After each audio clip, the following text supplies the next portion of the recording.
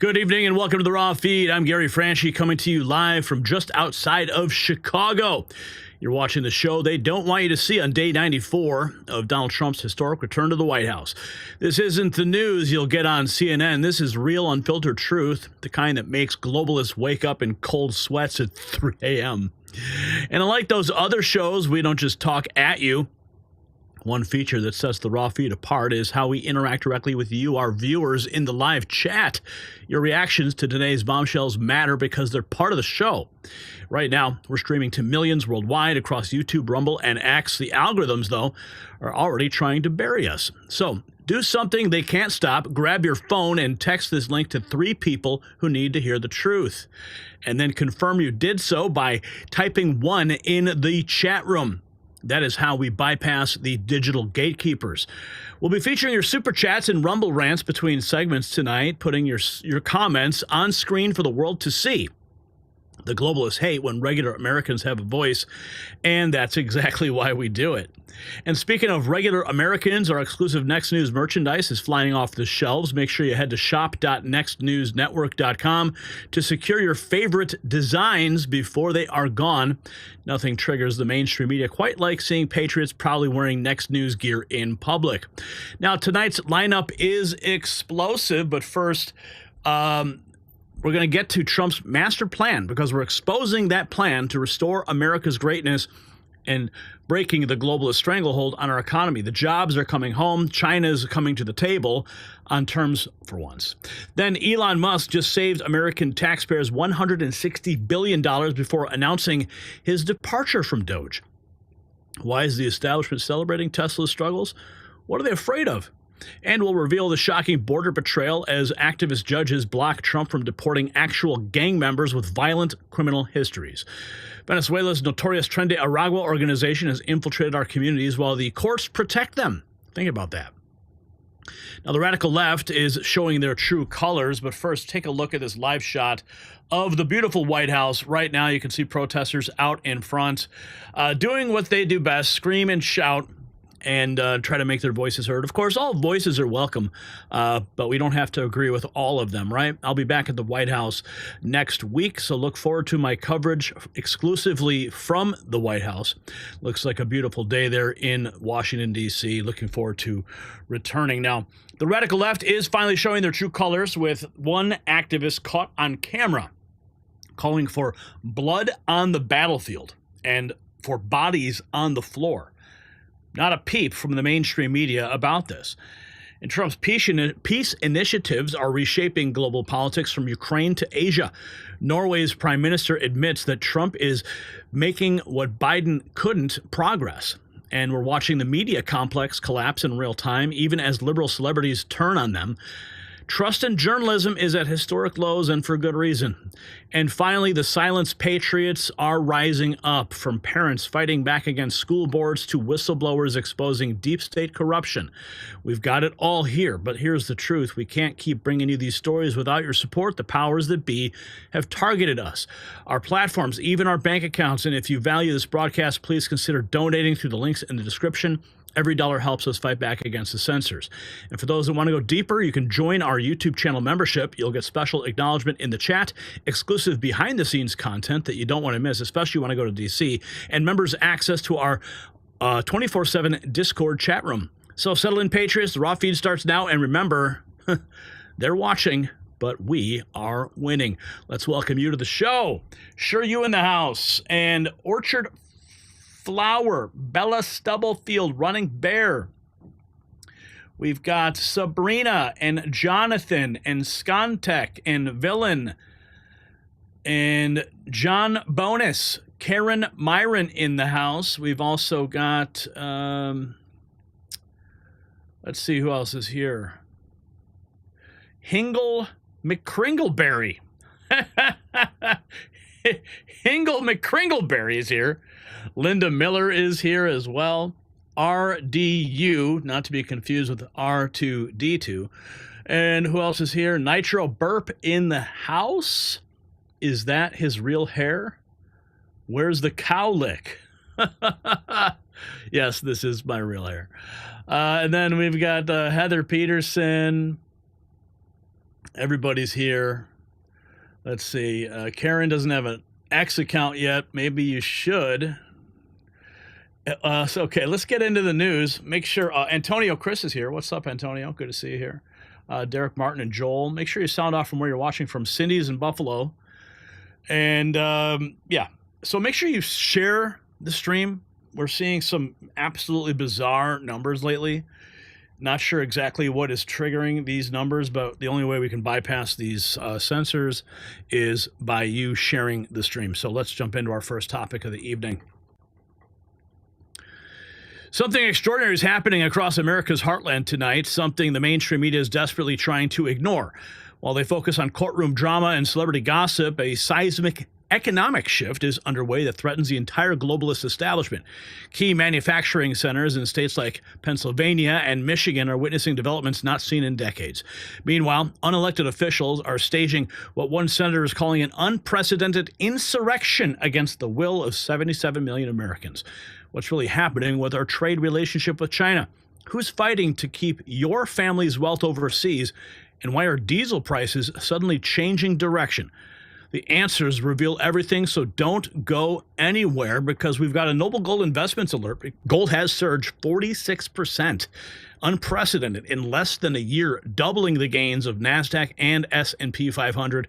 But this is not just another rally. Global reserves are shifting, exposing cracks in the monetary system.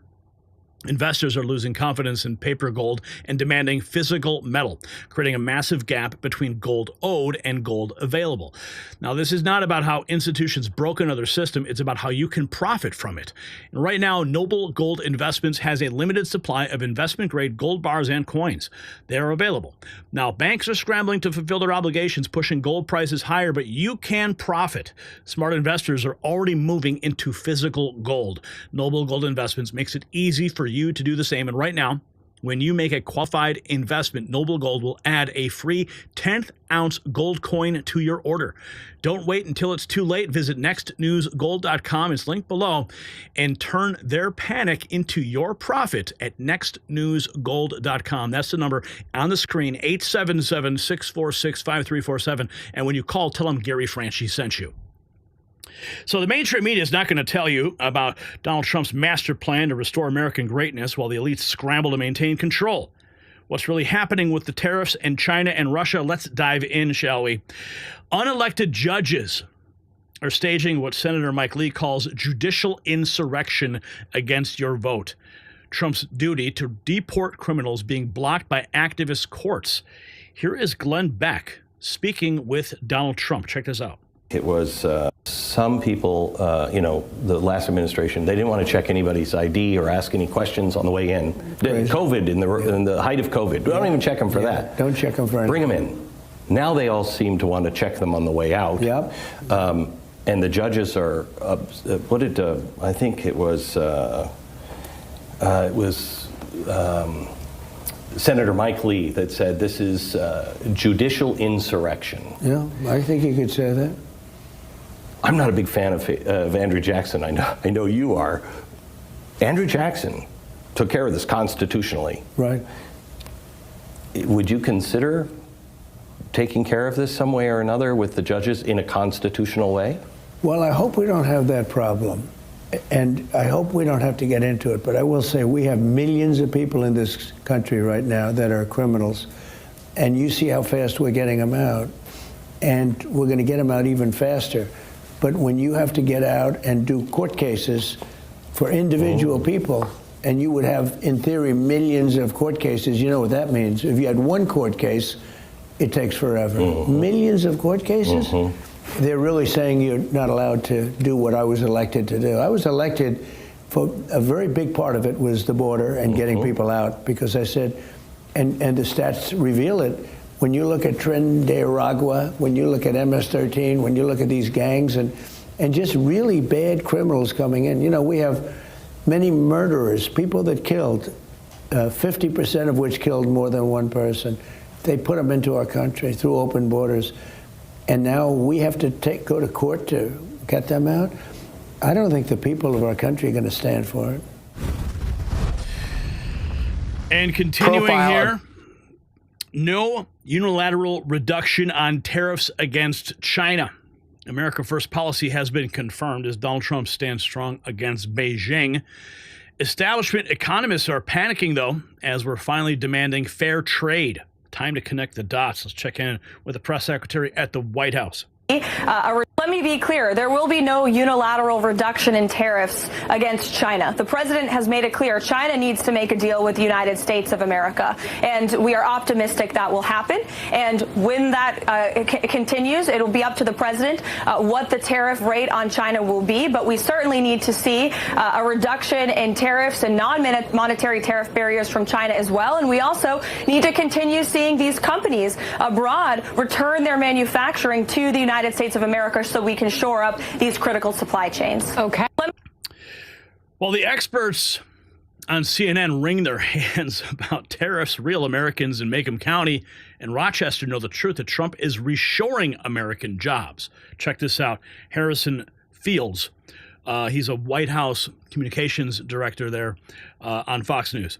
People in Main Street. Well, I think overall the American people are giving the president his due time to get in here. It's only about 4 months to go in and do what they elected him to do, which is eventually tax cuts. We are continuing to do deregulation, and tariffs are playing one role. But if you talk to people in Main Street, you talk Macomb County, you talk Rochester, New York, these are people that are very supportive because he is reshoring jobs back into the country and prioritizing the American worker and not the worker of Vietnam. So these are all great things. And I'll just remind the American people, the poll that was conducted on November 5th, which happened to be Election Day, we had 77 million Americans vote for Trump policy. So it's only about 4 months. Give us some time. The economy is looking very strong. Look at inflation numbers. Look at jobs numbers. We are just getting started. Well, I think And we have some breaking news to report just in. The FBI have now arrested a New Mexico judge, Juan Cano, and his wife, who were caught harboring an illegal Tren de Aragua gang member in their home.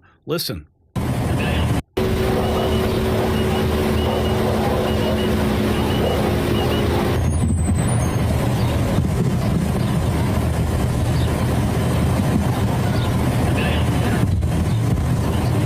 Judge Juan Cano, if you recall, he was flaunting the fact that he would be harboring these illegals in his home, and now it looks like chickens have come home to roost, and now he is being arrested. Finally, we are seeing the law being applied to officials who claim to be upholding the law.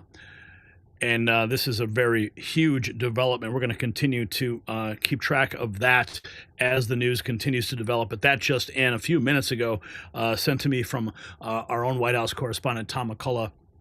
Now, getting back into the thread here, while the previous administration let thousands die in Ukraine, Trump is negotiating peace. Trump has set a deadline now. One piece. And on Russia, do you still believe that Putin is serious about peace given the events overnight in Ukraine? And if that bombing doesn't end, are you considering new sanctions on Russia? So we are thinking that very strongly that they both want peace, but they have to get to the table. We're waiting a long time. They have to get them to the table, and I think we're going to get peace. We want to save 5,000 young people. I used to say 2,500. I now say 5,000. We have, Mr. Prime Minister, we have about 5,000 young people a week that are dying in that ridiculous war. And, I started out because I didn't like all the money that we were paying, and then I realized how many people were dying. And that's by far the more important element right now. I'm saying we can save thousands of people. And I don't like that it takes long at all, but I think they both want to make peace. I do believe so. There's a lot of hatred there. There's a lot of very bad blood, a lot of distrust. But I think I hope we're going to get there for the sake of a lot of young people that are dying. Mr. President, do you have a deadline for when the party? I have my own deadline. And we want it to be fast. And the Prime Minister is helping us. He wants it to be fast too. And I think everybody in this, at this time in NATO, they want to see this thing happen. So we have a deadline, and after that, we're going to have a very much different attitude. But I think it has a very good chance of getting done. The fake news said there were no trade talks with China, and Donald Trump exposing their lies today. and the global financial elite are terrified. Can you clarify with whom the U.S. is speaking with China? They're saying it's fake news that trade talks are happening. Well, they had a meeting this morning, so I can't tell you. It doesn't matter who they is. We may reveal it later, but they had meetings this morning, and we've been meeting with China. And so I think you have, Jeff, as usual, I think you have your reporting wrong. Thank you. I think you have your reporting wrong. Made in America is back, baby. Small businesses in Pennsylvania celebrating as manufacturing returns. This is the American dream returning. President Trump.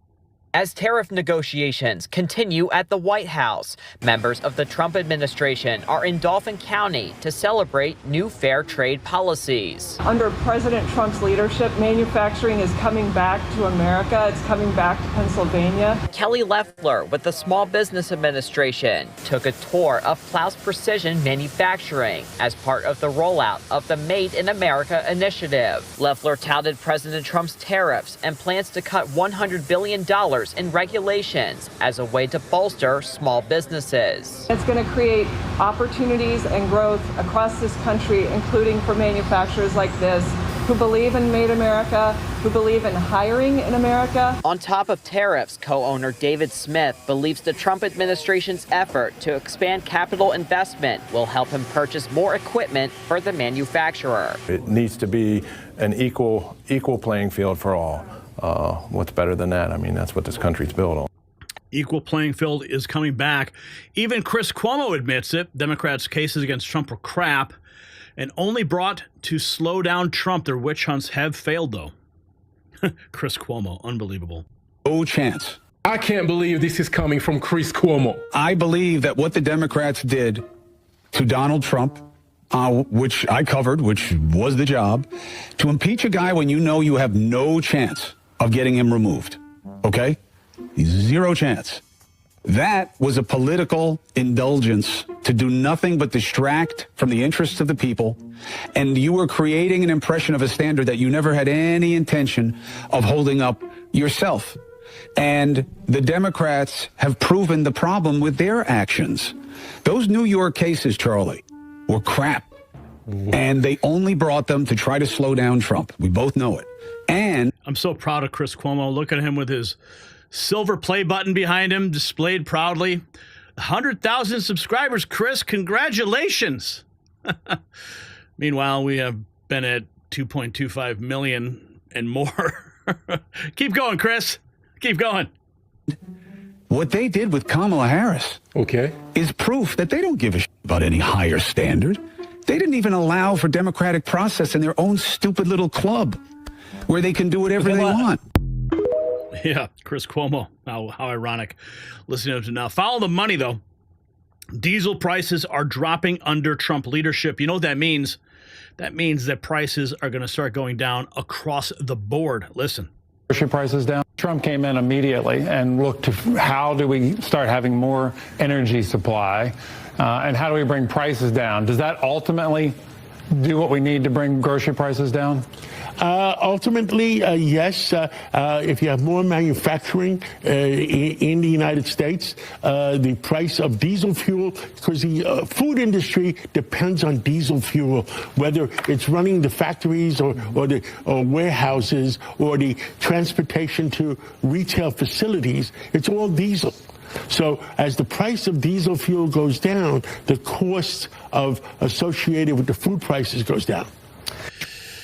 Like I said, the world's watching as America rises again. Even Norway's prime minister praising Trump, saying, "I salute Trump for taking very important initiatives. America is respected once more. Our enemies fear us. Our allies trust us. This is only the beginning." And let's see. I think we have something else here from the National Economic Council chairman 3 hours ago, Kevin Hassett. Let's check in with him on the tariff point. We all do. Well, in the end, President Trump recognizes, as we all do, that we're going to get a lot of tariff revenue, and it's going to help us balance the budget. And if people want to avoid the tariffs, then if they onshore production in the U.S., then we'll get tax revenue from that. And so this is a very fiscally sound move that we're making. And again, we're bringing everybody to the table.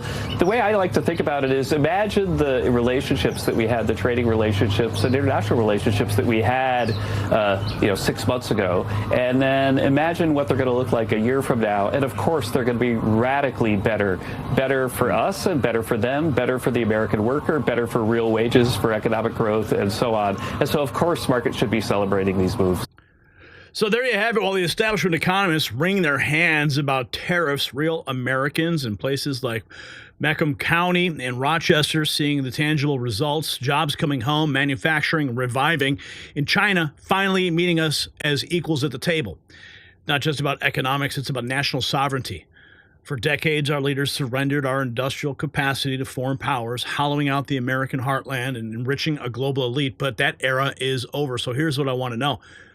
Do you believe America can once again be the manufacturing powerhouse it once was, or have we surrendered too much of our capacity to ever fully recover?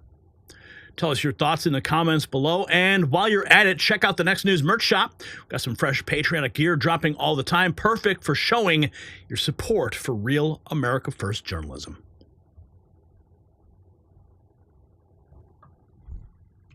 Okay, where are we now? Who is here? What's up, everybody? Good to see more people filing in. Thanks for sharing the feed. If you haven't done so yet, please do. Copy the link and send it out in a text message to your friends and your family. Tell them that Gary Franchi Next News is live on the raw feed. If you're following us on X, make sure you repost the stream so more people can watch it. And let's see, we got Jesse Menendez and Sean Lively here. We got Deplorable Diva is here. Nitro Jose is here. We've got Maya, Bluebird, and it looks like Juan is on a tear, gifting 20 memberships. Holy cow. Juan Ruiz gifting 20 Next News Network memberships. Amazing. Now all those folks have access to the behind-the-scenes videos and our 24/7 Discord chat server, so welcome to the family. Let's keep moving right along. We got more news in the hopper tonight, and we don't want to waste any time because time waits for no one, right? Okay. A bombshell announcement today is sending shockwaves through Washington's corridors of power. One of America's most innovative business leaders is making a dramatic shift in his government role that has bureaucrats panicking. Now, the numbers involved are staggering enough to give every American taxpayer a 4-figure refund. At the same time, his flagship company faces an unprecedented 71% financial hit that is some of the left openly celebrating. Now, why would anyone cheer an American company's struggles? What happened in Hennepin County that has conservatives outraged? And most importantly, what was happening with your tax dollars before this intervention? The answers will stun you, so keep watching. And while Elon Musk has been busy draining government inefficiency, I've discovered something that's dramatically improved my own personal efficiency by revitalizing my skin and energy levels. A groundbreaking 2024 study shows that specific collagen formulations can transform your appearance from the inside out. Just like Elon Musk streamlined bloated government agencies, this multi-collagen formula streamlines skin renewal with 5 key types from 4 different sources. It's helping me look younger and feel more energetic during these long broadcasts covering Washington's corruption. Now, the before and after results are stunning, just like Doge's budget cuts. Experience a transformation yourself. Get 51% off today by visiting the link in the description, healthwithgary.com.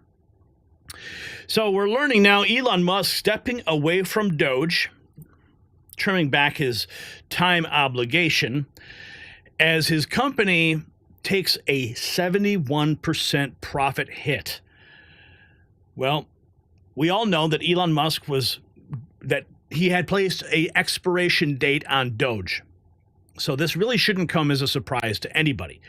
The attacks on his companies, kind of unprecedented. We saw the attacks on Donald Trump, but the level of attacks that we saw, they were spray painting Trump Tower. They were doing all kinds of things to Trump Tower back then. But then going after the Tesla dealerships, which are all over the country, all over the world, really. Firebombing Teslas, keying Teslas. I don't think that had a specific hand in this departure announcement because, as I said, this departure has already been announced, even before it began. So let's dive deeper into this thread of corruption. Now, here is what Musk has stated, that starting next month, he's going to be dropping his time allocation significantly. This is after saving taxpayers $160 billion. Remember, he had a target of $2 trillion. Let's check this out. Doge will drop. Trump senior advisor Elon Musk is announcing big changes to his role at the Department of Government Efficiency. Starting probably in next month, in May, my time allocation to Doge will drop significantly. I'll have to continue doing it for, I think, probably the remainder of the president's term, just to make sure that the waste and fraud that we stop does not come roaring back. But starting next month, I'll be allocating far more of my time to Tesla. And now that the major work of establishing the Department of Government Efficiency is done. Trump senior advisor Elon Musk has announced Musk will scale back a day or two a week on government matters, as Tesla reports a shocking 71% in net income. Listen to this. He's here. Brian, what's this all about? Breaking news tonight from Tesla. The CEO, Elon Musk, saying his time at Doge will drop significantly next month. Brian Chung is here. Brian, what's this all about? Lester, that's right. Elon Musk said that he would be scaling back and significantly dropping back on his work with Doge starting next month, promising to commit more time to his car company, saying he's scaling back time at the agency, quote, now that the major work of establishing the Department of Government Efficiency is done. He added that he will spend a day or two a week on government matters as long as President Trump would like him to. The news came as Tesla tonight reported a 71% drop in net income from last year. Tesla said trade policy adversely impacts costs for the company and said changing political sentiment could have a meaningful impact on customer demand for its vehicles. Tesla stock, Lester, down over 40% year to date. Okay, Brian, thank you. The Democrat playbook's been exposed, though. It's only 3 steps. You ready to hear? The corruption is systematic, and the mainstream media won't report it. Let's check in with Jesse Waters. You are a Democrat. The contribution that he made is not how much he saved the taxpayers. It's exposing how much Democrats stole from the taxpayers. It's so easy. It's only 3 steps, Greg. You are a Democrat. You know a Democrat in D.C., and you get them to send you money. That's how it works. And someone got $1 million to clean up a beach. Now, if you get a DEI or DUI or DWI, they will make you clean up the beach for free as part of your community service. Or the beaches that I go to, the local government does it already. The clothing optional ones. You've been there? Yes. I thought I saw something. I just needed to wear my glasses. And then they also have $1 million that goes to ocean justice. Now, if there was an auditor that came and asked you what'd you do with the money, what would you say you spent $1 million on ocean justice for? Did Al Sharpton come out to the beach and yell something in a bullhorn to the whale? I don't know, but they stole the money. And that's why Bondi has to get the prosecution referral and put some of these thieves in jail so they don't do it again. He knew it wasn't going to be popular when he did this job. It's like you come in and you're basically telling the whole government to strip naked and have all of these doctors look at every single imperfection. Yeah. And then interview your lawyer and your ex-wife and your assistant. It's like a full body cavity search, and then you put it all on X. Yes. No one wants that. No one. But it had to have happened, Greg, and thank God it did. And for this woman, what do they say? God bless her heart. Bless her heart. Bless her heart. When She's she saying says, that about you too, by the way. he ain't a genius. Yeah.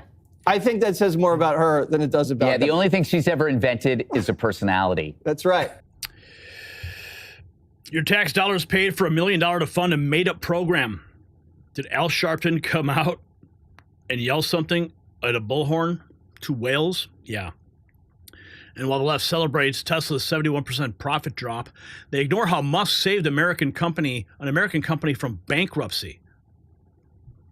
He wanted to start producing. Musk came in, bought up Riviera Tool and Die, And this was before Donald Trump became president. So he came in, bought up Riviera Tool and Die because he wanted to start producing his stamp tools in the United States and instead of Asia, because he was realizing there was a lot of problems that they were encountering with these foreign-made tools, and it's hard to solve a problem when you have a language barrier.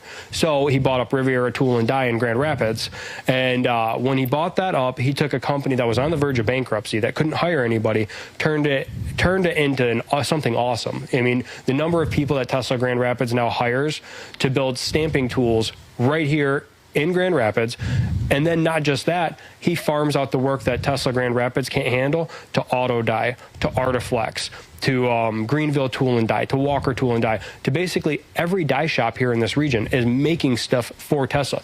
I don't know the number, but it's in the thousands upon thousands of jobs he has created just in West Michigan because he wanted to make his parts in America.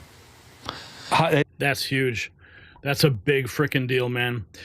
But also unprecedented, Hennepin County attorney lets Tesla vandal walk with diversion instead of justice.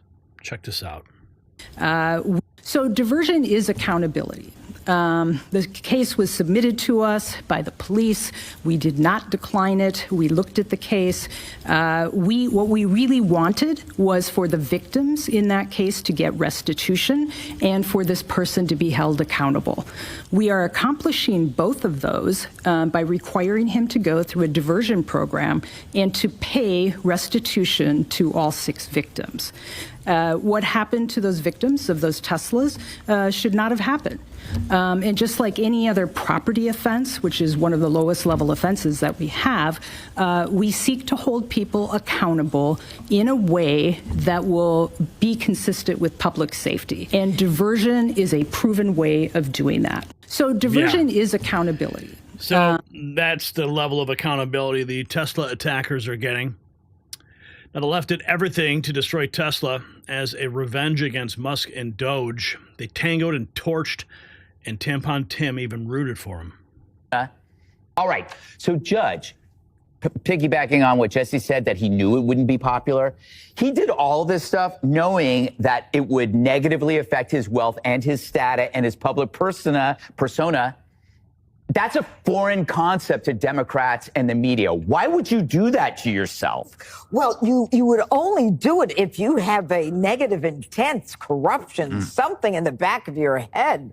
I mean, why be a patriot? Why give up your own business and to go and, find out where the waste, fraud, and abuse is in the federal government? Here's a shock. Musk said that he would go as a special government employee within 130 days. And he is, okay? Musk is doing what CEOs do. They set up a company, they get people in place, and then they end up leaving. While the haters like Tampon Tim is saying he's going to take a break from destroying your retirement plan to try to save his own. As someone like Tampon Tim cheers that his own constituents are losing money because their pension plans are invested in Tesla. So, and then you've got Crockett. She thinks she's smarter than Donald Trump. She thinks that the richest man in the world just hired the right people. Oh, if that were only the equation. But what I love about this administration is that they just did what people said they couldn't do. They said they can't get rid of the swamp and drain the swamp. They said they can't get rid of waste, fraud, and abuse. They said they can't root out corruption or close the border or make food healthier. Well, they dared and they did it. And Representative Jasmine Crockett claims Musk ain't a genius while he revolutionizes multiple industries. Stock to crash. The left did everything they could to destroy Tesla as a way to stick it to Elon and Doge. But now they won't have old Elon to kick around anymore. Musk says he's ready to ride off into the sunset after Doge claims it saved American taxpayers $160 billion and counting. Starting probably in next month, May, my time allocation. America owes Musk a debt of gratitude for doing things that so many said could never be done. He challenged the status quo, tightened the belt of federal government that has grown so obese on the buffet of taxpayer dollars. Well, thank you.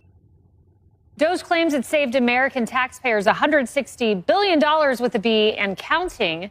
And David Marcus says America owes Musk a share of gratitude. He writes this in a Fox News op-ed, quote, "Thank you, Elon Musk, for doing the things that so many said could never be done, for challenging the status quo and tightening the belt of a federal government that had grown obese at the buffet of taxpayer dollars. Now the lunatic left will have to find a new public enemy number one. They won't have Elon Musk to kick around anymore.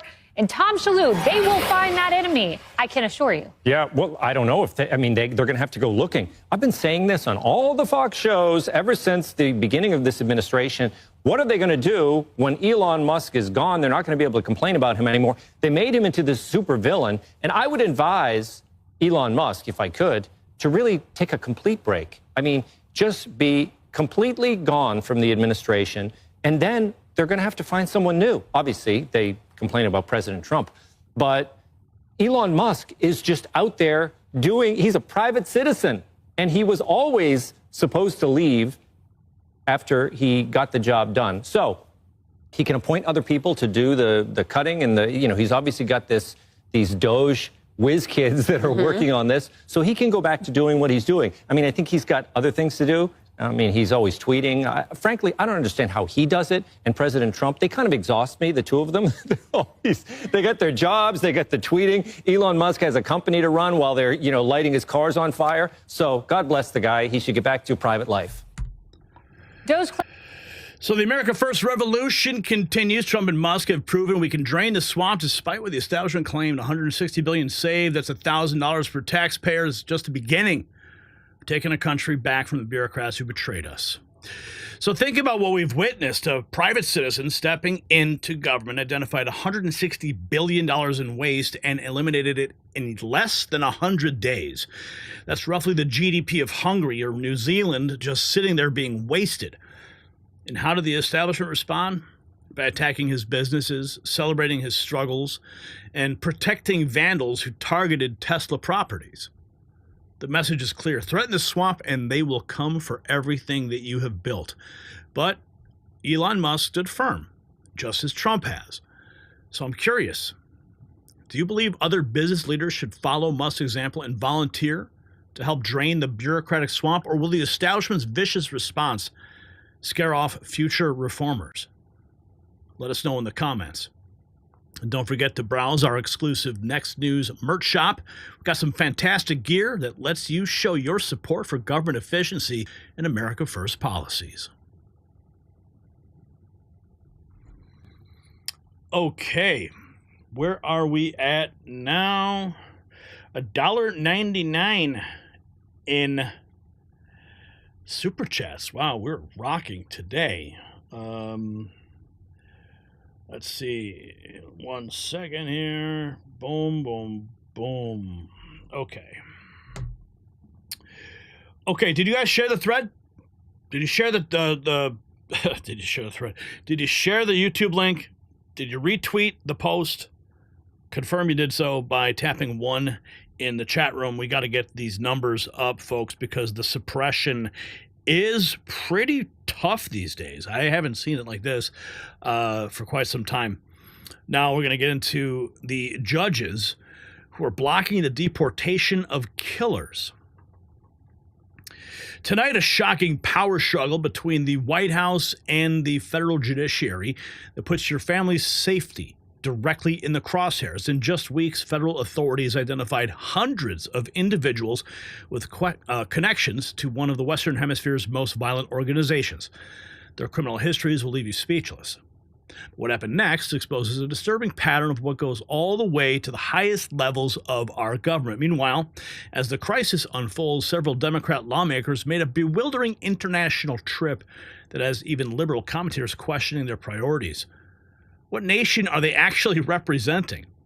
And what weapon was pointed at American law enforcement officers before a miraculous malfunction?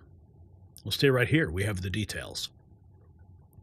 And just like the border crisis is putting American lives under pressure, nearly half of all U.S. adults are suffering from dangerous blood pressure levels that threaten our national health security. While President Trump fights to secure our borders against gang infiltration, I'm taking control of my personal health security with a remarkable formula designed to regulate blood pressure naturally.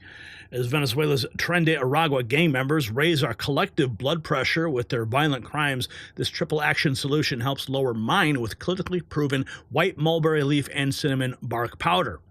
Don't let border criminals or health problems threaten your family's safety. Take action with boostwithgary.com today and get 40% off. It's linked below. Okay, so check this out now. We've got some news. Bombshell. The Biden-Harris invasion left Americans with millions of illegal criminals, and now the radical left judiciary is blocking Trump from protecting you. The Trump administration is stepping up the lawless state of California, though, ignoring federal law while victims' families mourn. Check this out from the press secretary. Action. The department. Well, first of all, listening to the heartache from those two parents is truly heartbreaking, and our hearts are with them.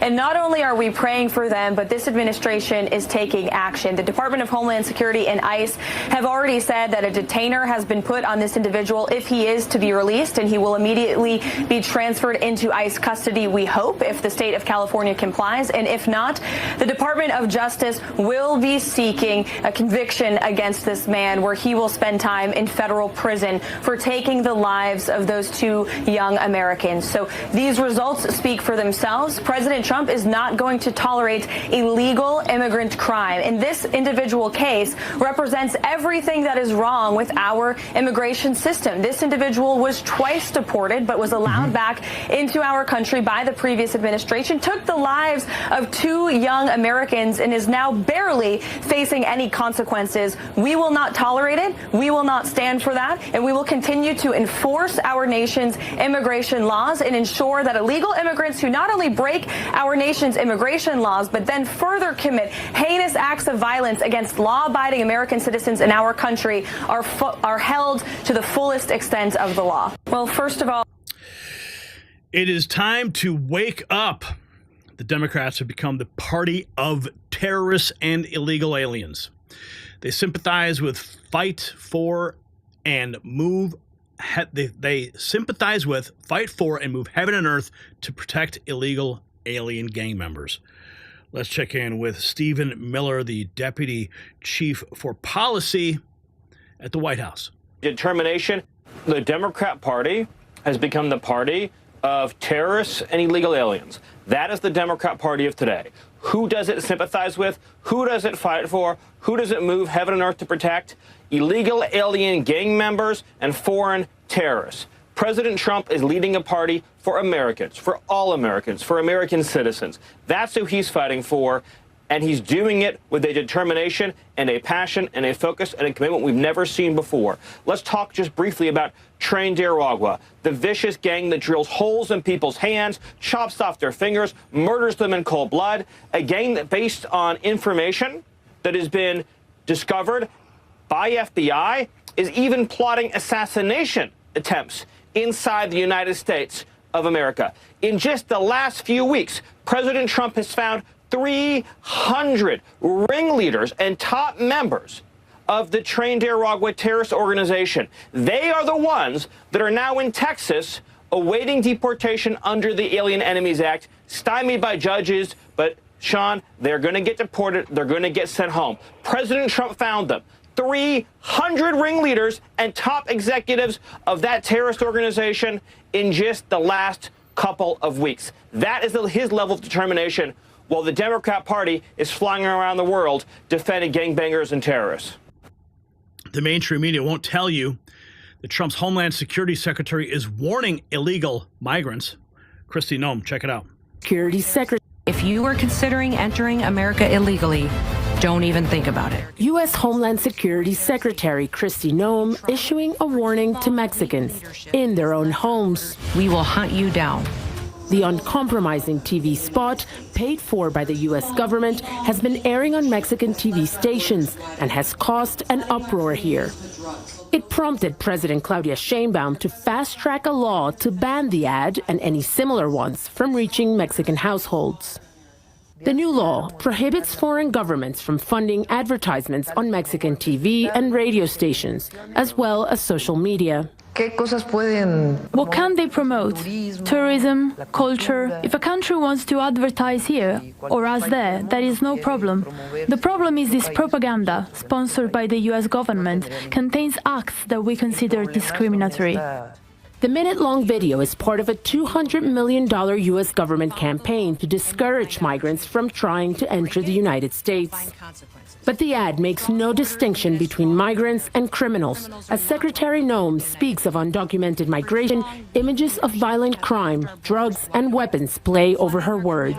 The ad definitely touched a nerve here. Complaints have been filed by viewers, and even opposition parties have joined in the call for the video to be removed. And for the Mexican president, who has so far made a series of concessions to the Trump administration in the hope of avoiding tariffs from being imposed, the ad represented a line in the sand. The video has prompted heavy criticism of the outlets that have aired it. Not just because of the content of the ad, which generates stereotypes. It's prejudice, it's racist, it violates people's human rights. But also, how can a Mexican company that owes its success to Mexican audiences decide to air this for, I think, purely financial reasons? Al Jazeera asked for comment from Mexico's largest media conglomerate, Televisa, but our requests went unanswered. This media dispute reveals a key pillar of Donald Trump's immigration policy, to scare people off before they even try to reach the U.S. The latest statistics suggest it's working, with the numbers down to the lowest level in decades. But Claudia Sheinbaum, for one, is determined to reduce the impact of that message inside Mexico. Julia Galliano, Al Jazeera, Mexico City. Ironic that was on Al Jazeera, of all places. Even Chris Cuomo admits the Democrats' hypocrisy. Yeah, Fredo. Blows my mind. Moving so hard to the middle, so hard. Keep trying, Chris. Congratulations on your 100,000 YouTube subscribers. Justice is blind. Democrats want to say it matters how you communicate. Then they send their own terrible message themselves, going to El Salvador for a guy whose wife claimed he punched her in the face. But you don't go to East Palestine. The high ground is that due process matters no matter who the lousy guy is getting it. That's why justice is blind, right? Instead, Democrats seem determined to have people believe they want America flooded with the worst available. Why make it about him and not the principle? I don't get it. Trump should be on his heels for wantonly violating the Constitution in the form of the Supreme Court. Instead, he sounds more reasonable to many because of how the Democrats are playing it as George Floyd Part 2. Don't champion the bad guy. Champion the good principle that transcends the bad guy. That's where the majority is. Democrats want to say it matters how... Unprecedented. 5 Venezuelan robbery suspects arrested in California. Here's some local report on that. Robbery spree. 5 people are now behind bars, one of them due in court today, accused of going on a robbery spree last summer. These pictures show the moments the Fresno County Sheriff's SWAT team closed in on 29-year-old Elan Lopez Sanchez in a Fresno motel in mid-January. As Sheriff John Zanoni says, he wasn't going down without a fight. When you start pointing AR-15s at law enforcement officers and pulling the trigger and the gun misfires, that shows that you have a clear intent to try to murder police officers and deputy sheriffs.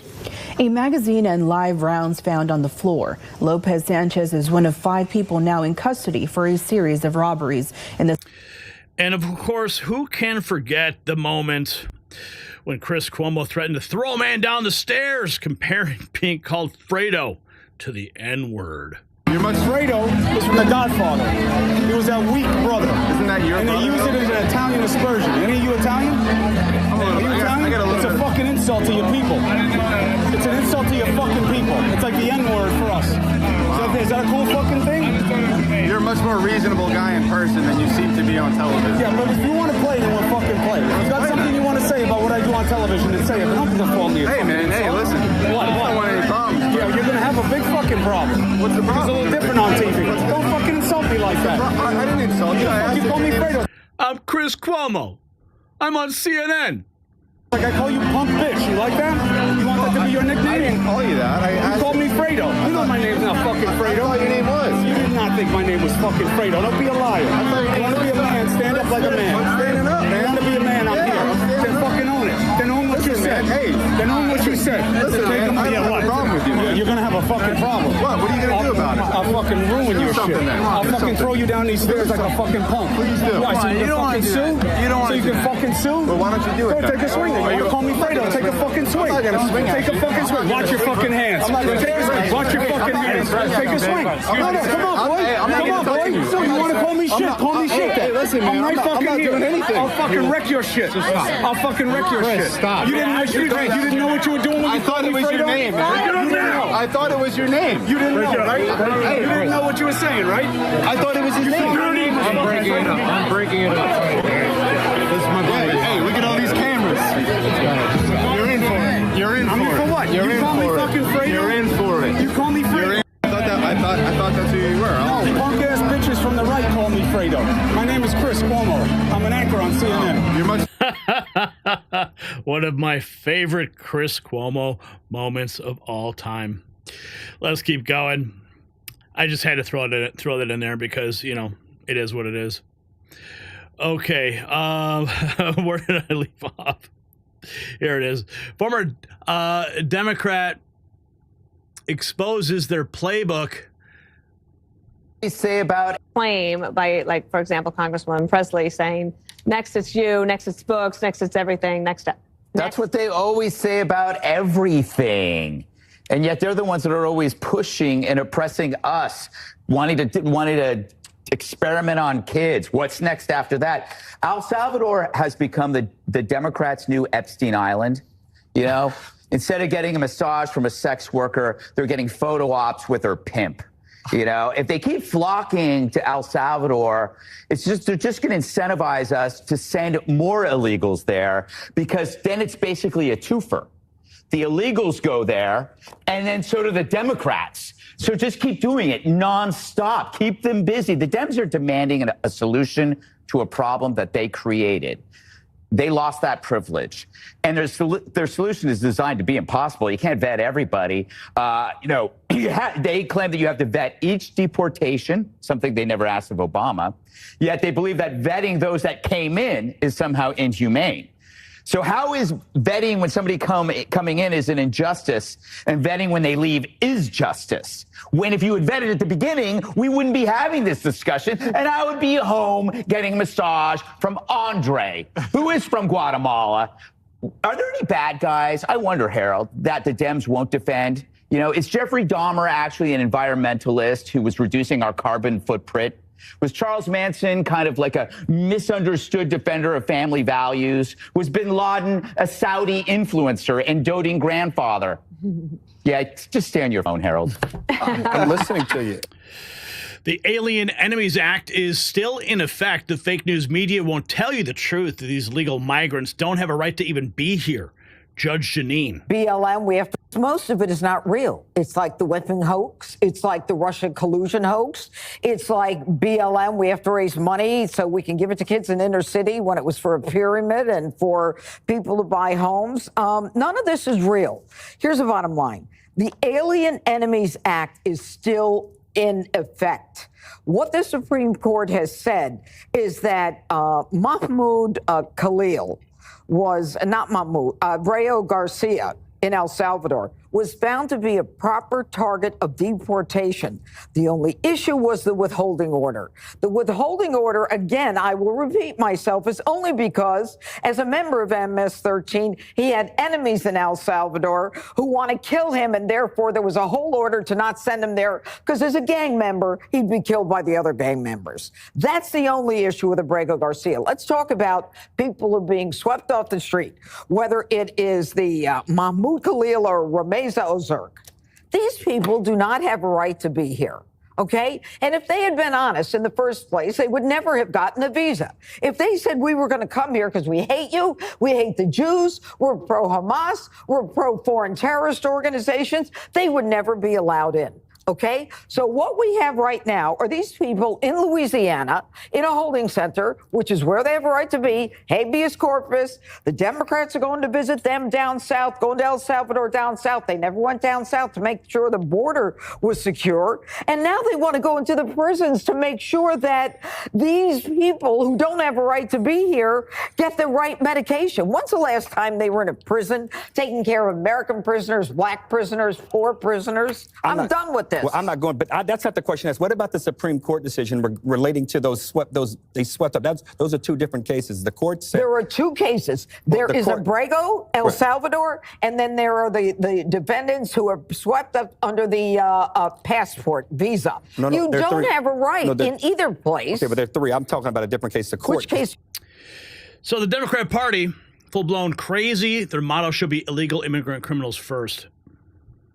Criminals first. Well, the Democrat Party is full-blown crazy. Their motto should be illegal immigrant criminals first and American citizens last, because that's exactly what they are doing. You have seen Democrat elected officials who swear an oath to stand up for their constituents and law-abiding American citizens spending more time advocating for illegal alien criminals, gangbangers, and wife beaters in the case of Abrego Garcia from Maryland. It's despicable. It is disgusting, and we are going to continue to call them out. And this administration is going to continue to fully enforce our nation's immigration laws. And how can we live in a sovereign country where the previous president, Joe Biden, was allowed to illegally traffic tens of millions of illegal aliens into our country, and the courts did nothing to stop him? But now you have President Trump, who was duly elected overwhelmingly by the American people to deport these illegal criminals from our communities, and you have rogue district court judges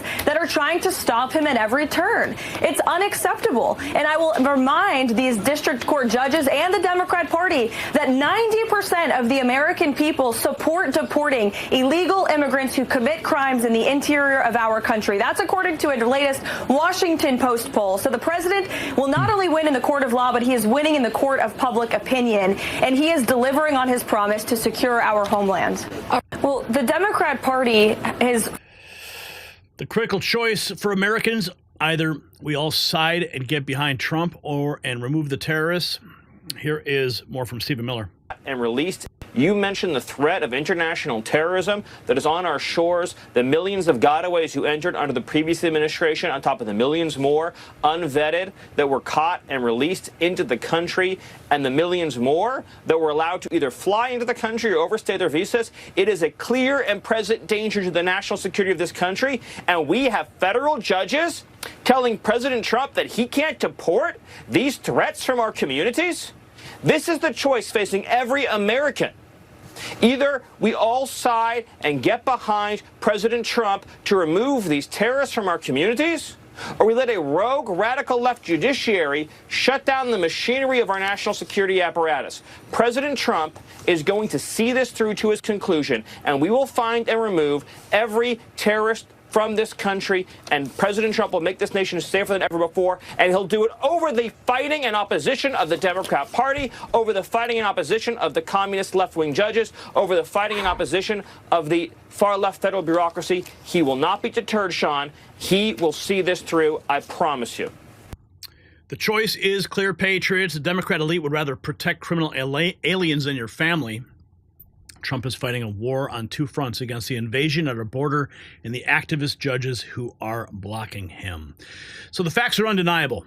The Biden-Harris administration opened our borders to millions, including members of the most violent gangs in the Western Hemisphere.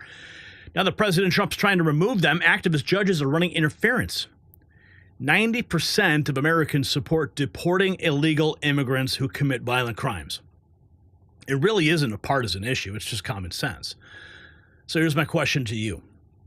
Should Congress limit the judiciary's ability to block deportations of violent criminal aliens, or is this judicial intervention an important check on the executive power? Drop your comments in the comment section. And while you're thinking about security, take a moment to check out our patriotic gear at the Next News merch shop. Every purchase helps support our mission and bring you the border truth the mainstream media won't touch. Our inventory is updated with new designs that you will love. Right, Todd? Link in the description. Okay. where are we at now? It looks like there's some super chat activity I need to address. John Bonus dropping $1.99. Thank you, John. Tony dropping $5. Still broke, LOL. Thank you, Tony, for the 5. And Karen Myron. Come on, followers, help Gary keep the lights on. Bad enough YouTube is throttling him. Yeah, isn't that right? Thank you for that. And Juan Ruiz dropping $50 as well. Wow, big spender tonight, Juan. Gary, I love you. Kiss, kiss, kiss, kiss. Thank you very much. All right, let's keep going. We got more news on the libtard front. Got to get into it because got to expose this.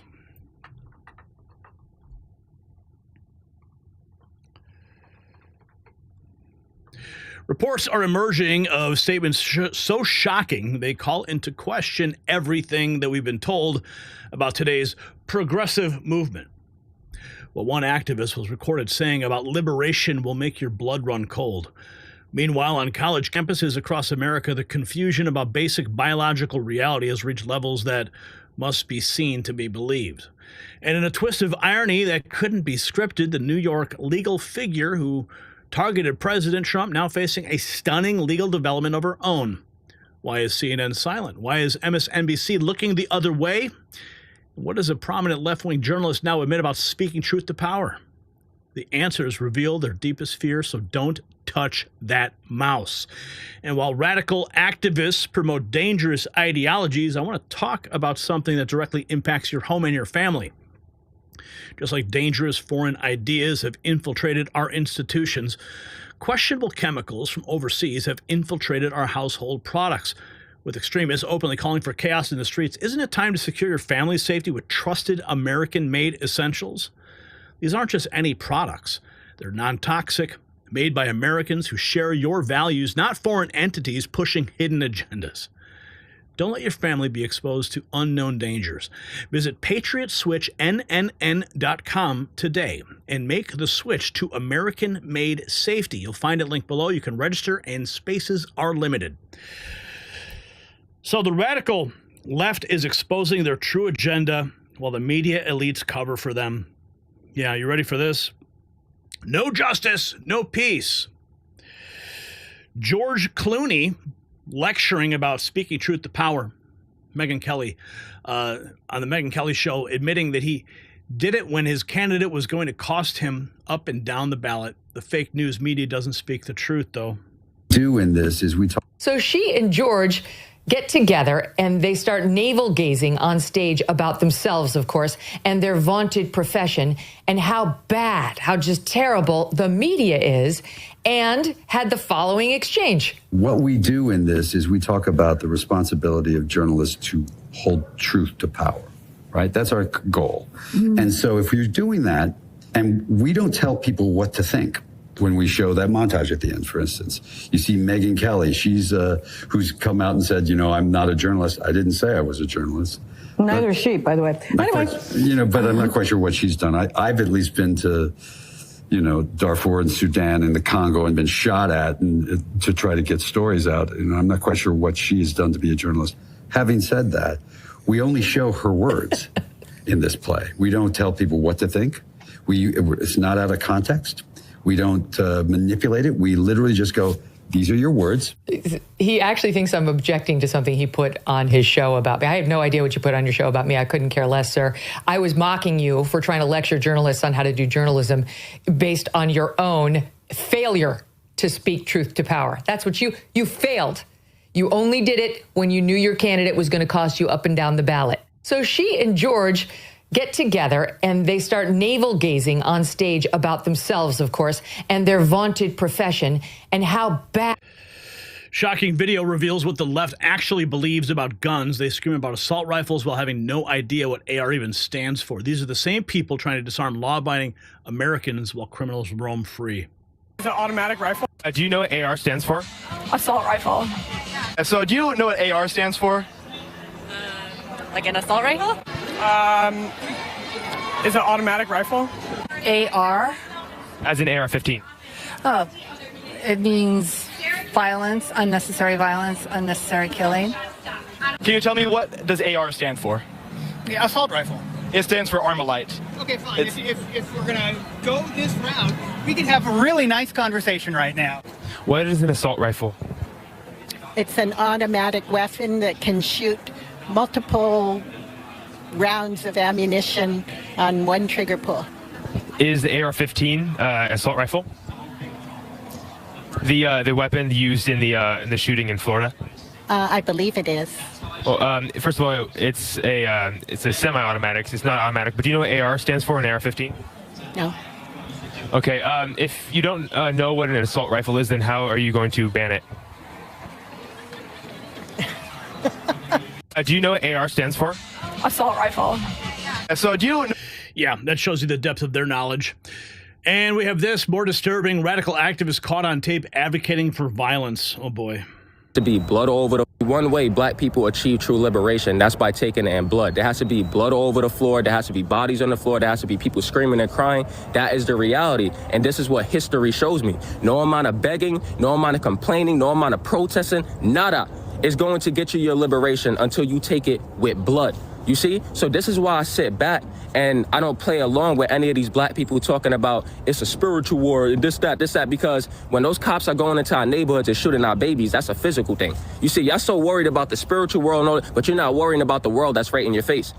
When we're getting thrown in prison, that's a physical thing, right? Address the physical. You see? This is why I say don't hit my phone until y'all ready to do what y'all know we got to do. When y'all ready to go outside and hunt them white boys, hunt them cops, go to that white boy's neighborhood and fuck his shit up, when y'all ready to do what y'all know we gotta do, hit me. But until then, I'm not playing around with y'all because it's all of these excuses for why we don't want to do it. Why? Many of us are scared. You know what I mean? Many of us are complacent in our oppression. You know, many of us don't want to burn the relationships we have with white people, all of these things. So I'm going to sit back and do my thing. When y'all ready to go outside and take blood, hit me anytime. But you see, a lot of us are not ready to do that.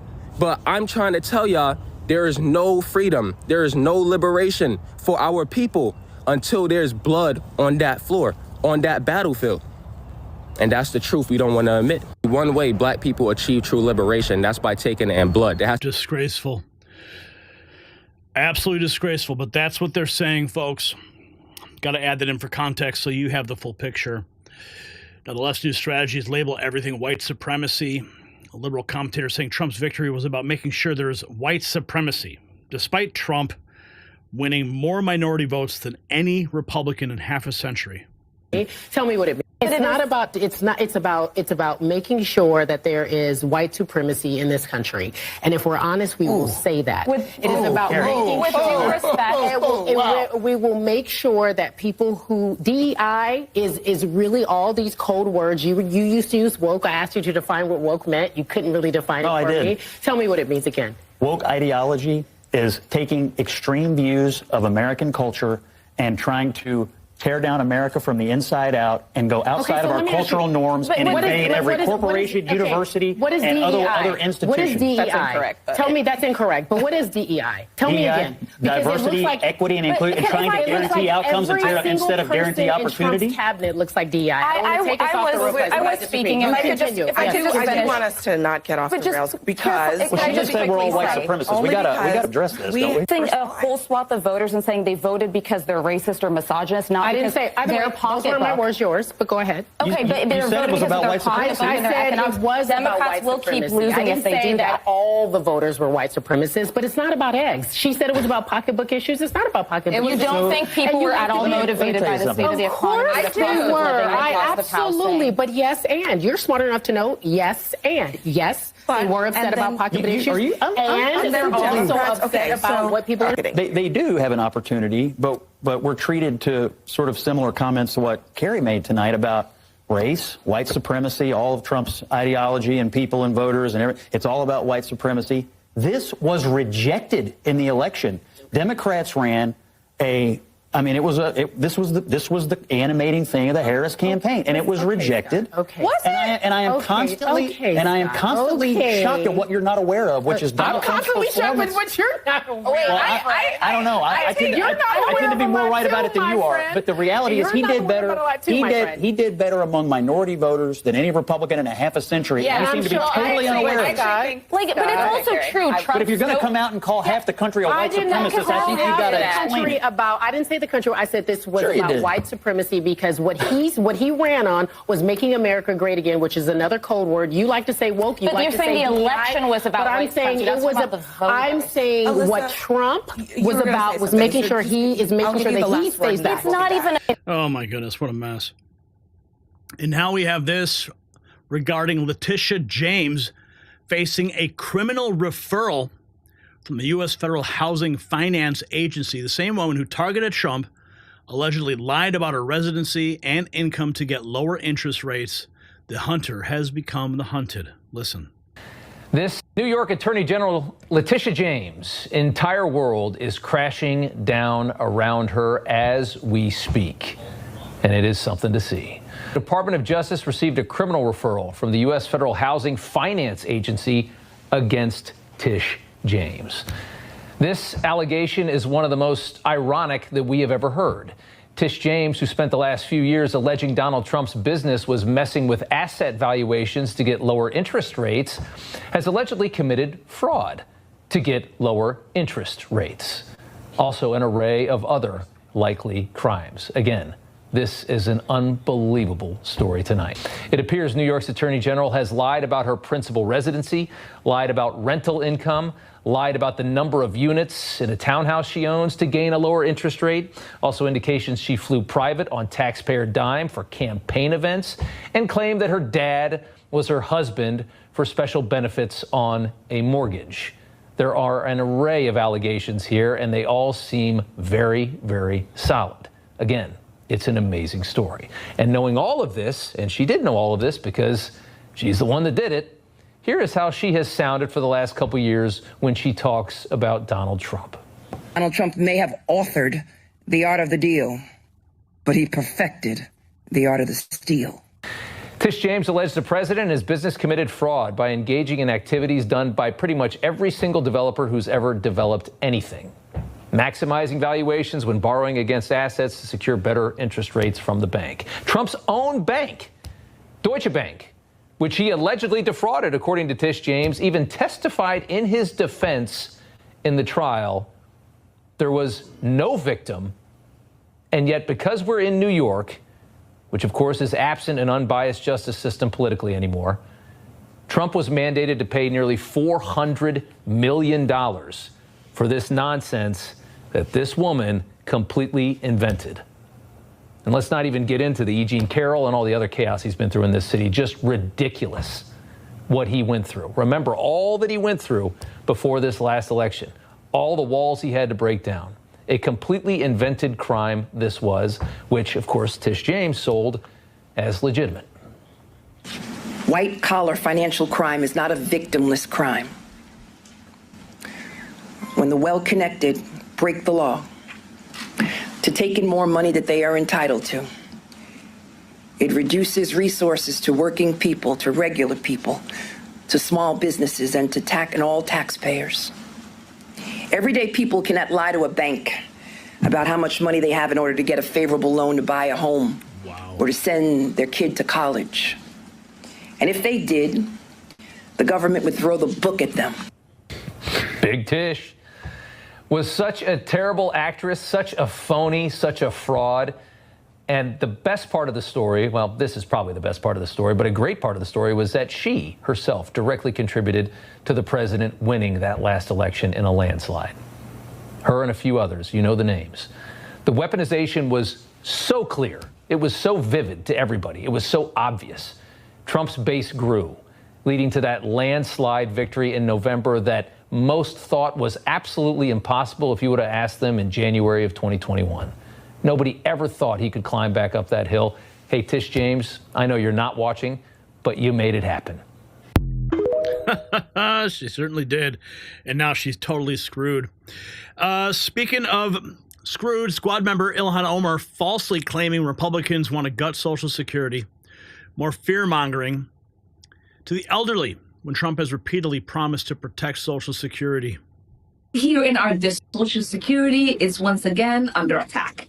These attacks are targeted assaults on the lives and dignity of millions of people, on our parents, on our grandparents, on our neighbors, our loved ones, and our future. Right here in our district, we have 443 of our neighbors who rely on Social Security benefits to put food on the table, keep roof over their heads, and afford life-saving medication. That's over $184 million in monthly benefits flowing directly into our communities. Yet some in Congress and their billionaire backers want to gut Social Security. Elon Musk... More lies from Ilhan Omar. Jesse Lee Peterson, quote, all educated people with degrees have no common sense. Universities are dumbing down Americans. Racial prejudice? Could the black person be racist as well? No, because I don't believe that black people can be racist. What's wrong with you?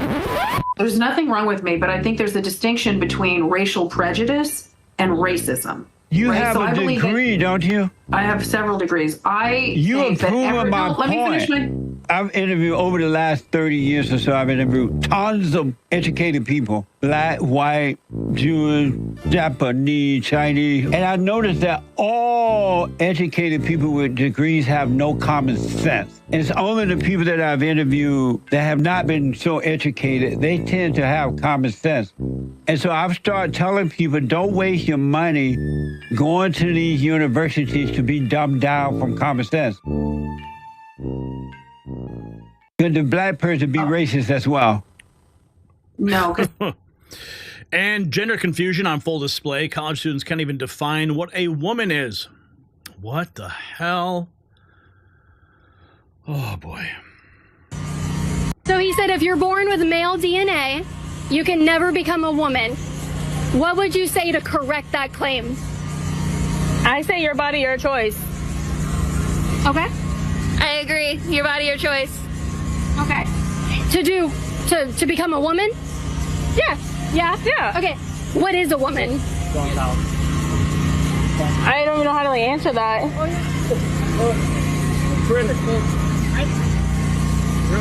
Gender is not a construct, so. Right. So if someone says, I'm now a woman, what does that mean that they are? I don't know how to answer that. I don't know how to answer that. Are you guys women? I'm whatever I want to be. Right, but are you a woman? Not necessarily. Okay. Oh, I'm sorry. What are you? They, them. They, them? Yep. Okay, so you're neither male or female. I don't know what I identify as anymore. Okay. So what have you identified as in the past? She, her. She, her? Mm-hmm. Okay. Would that be a woman? Yes. Okay, so you are a woman. Sure. Okay. Well, I guess you identify as a woman. I don't want to answer this anymore. Okay. Okay. Bye. Bye. See you later. So he said if you're born with male DNA... Oh, my goodness. Pure insanity. Now, the attacks on our freedoms, our values, and our very identity continue. The left's agenda completely exposed. They want blood in the streets, confusion in our schools, prosecution of their enemies, and fear among the elderly. But the American people are waking up. Because of our work that we continue to do at the Next News Network. So the pattern is unmistakable, from journalists admitting they only speak truth to power when it benefits their preferred candidates, to activists openly calling for violence, to New York Attorney General Leticia James now facing criminal referral for mortgage fraud. The left's public image continues to crumble.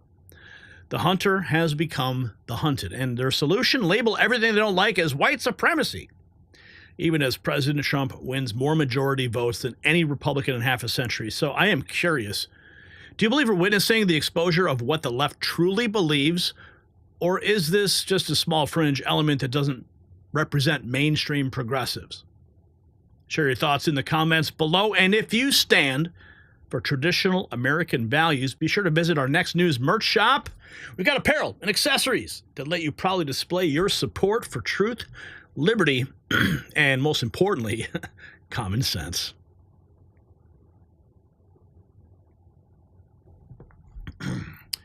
All right, Dark Skull Driver, $5. What's up? Thank you, he says. Thank you for the show. Mikhail Zadek, $5. Thank you so much for that. And Campbell 7, Looney shot at? What? What does that mean? Not sure. But we read the super chats as they come in. Let's continue the party here at the Next News Network Raw feed. We are going international now. The Ukraine peace deal within reach.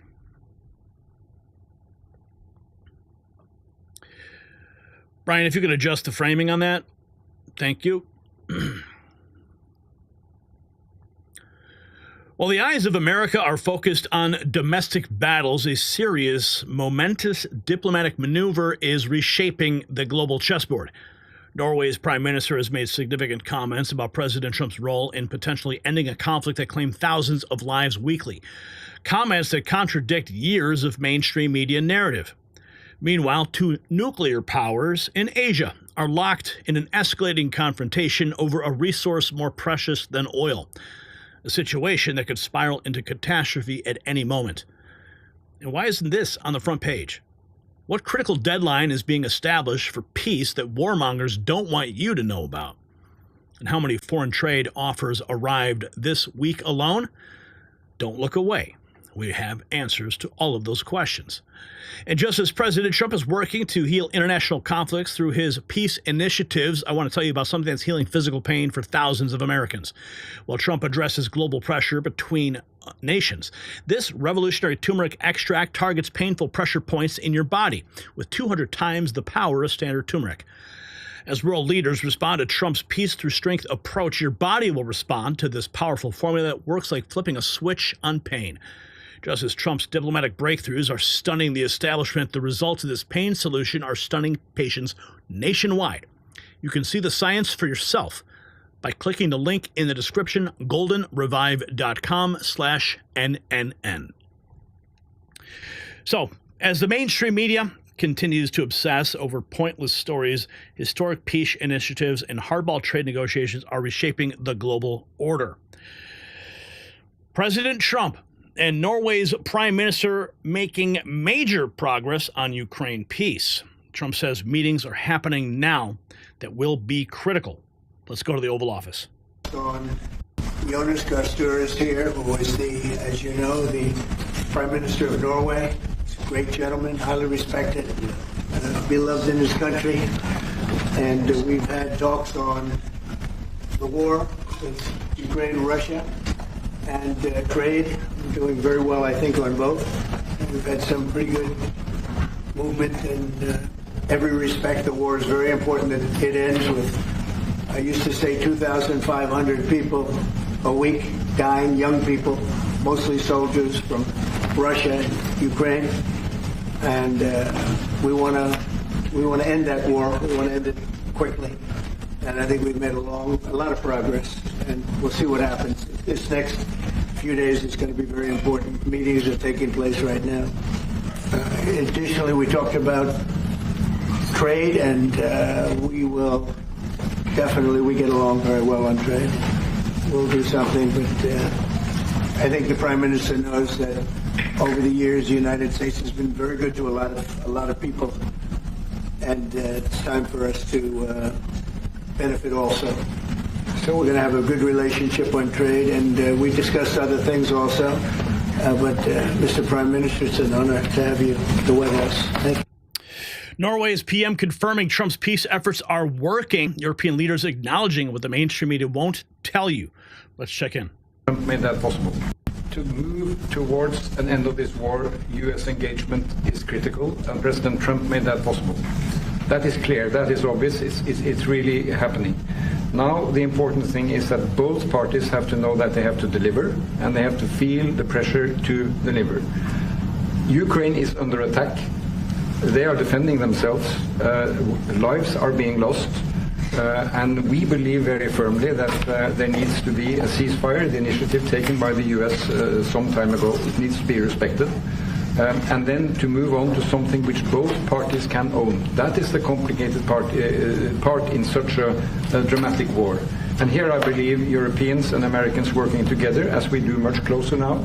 I salute the team of President Trump for being, open in that process. We had a good discussion on this today, and then we have to move on, and we cannot lose time because this is too much drama happening. One thing is people losing their lives, but it is a bad thing for Europe, and it's a bad thing for the world to having such a broad conflict going on. It can have ramifications far beyond Ukraine.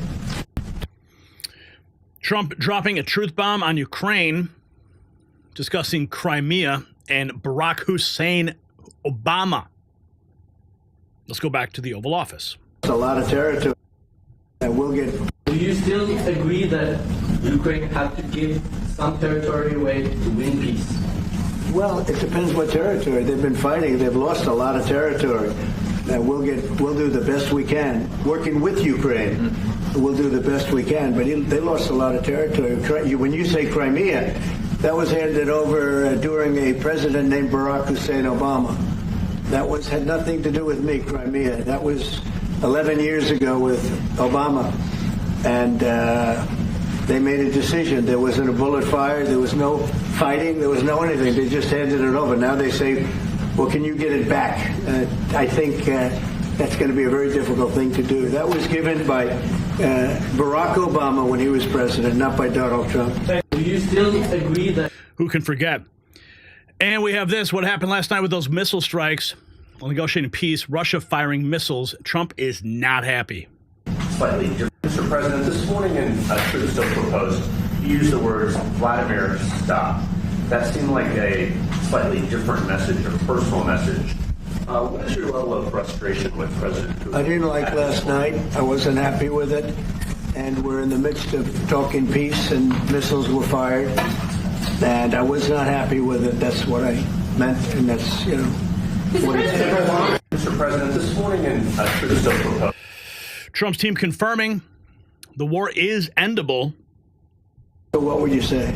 Well, first of all, what was put before our partners was options to discuss about things that it would take to end a war. This war is endable. Both sides just have to agree to it. We've shown them a pathway forward. We've discussed those ideas. There was a good meeting yesterday. There'll be good meetings over the weekend. We've shown them the finish line. We need both of them to say yes. But what happened last night with those missile strikes should remind everybody of why this war needs to end. It's horrible those missiles landed. What's even worse is there are today people that were alive yesterday that are not alive today, because this war continues, and the president wants to stop it. And everyone should be thanking the president for being a peacemaker and trying to save lives. That's what we're trying to do here. It's not our war. We didn't start it, as you know. But we're trying to end the dying. We're trying to end the destruction. And we've shown the path forward. We can see the finish line, but both of them have to get there. We're going to do everything we can to help them get there, but they have to ultimately say yes. And we are using a lot of pressure on both. If you think we're just in there because we're nice people, and we are nice people, but we're using a lot of pressure on both. And a South Korea trade deal is moving at lightning speed. Check this out. We may be at a very successful bilateral meeting with the Republic of South Korea today. We may be moving faster than I thought, and we will be talking technical terms as early as next week as we reach an agreement on understanding as soon as next week. So South Koreans came early. They came with their A game, and we will see if they follow through on that. Nobel Prize for Trump? Maybe for the Abraham Accords. More countries want to come into the Abraham Accords. Let's go back to the Oval Office, President Trump's remarks. The Abraham Accords, do I deserve the Nobel Prize? Well, maybe for the Abraham Accords. I don't want to get ahead of myself on this one, but they say for the Abraham Accords. And by the way, speaking of that, we're going to be filling it up. A lot of countries want to come into the Abraham Accords. We have 4. And Biden did nothing on that one, too. It's the same 4. But they're great countries, and they were brave doing it, and it's worked out very well. And we're going to be filling up the Abraham Accords. They're going to be, I think, filling it up very rapidly. No leader is working harder to prevent wars or end them. From Iran to Ukraine and Russia, Trump's mission is clear. Marco Rubio is working harder. There's great, enormous opportunity to grow the Abraham Accords. But I would just point to one thing. Of all the leaders in the world today, no leader is working harder to prevent wars or end them than President Trump is right now. That's why we're talking to Iran. That's why we're engaged with Ukraine and Russia. It's the desire to prevent these wars from breaking out and to end the ones that exist already. And again, I just think it's tremendous for our country to be led by a president who desires to bring peace and establish peace and protect peace. So it's hard work. There's great, enormous opportunity. And in India, a crisis is escalating. India is suspending a decades-old water treaty with Pakistan after a terror attack. The first...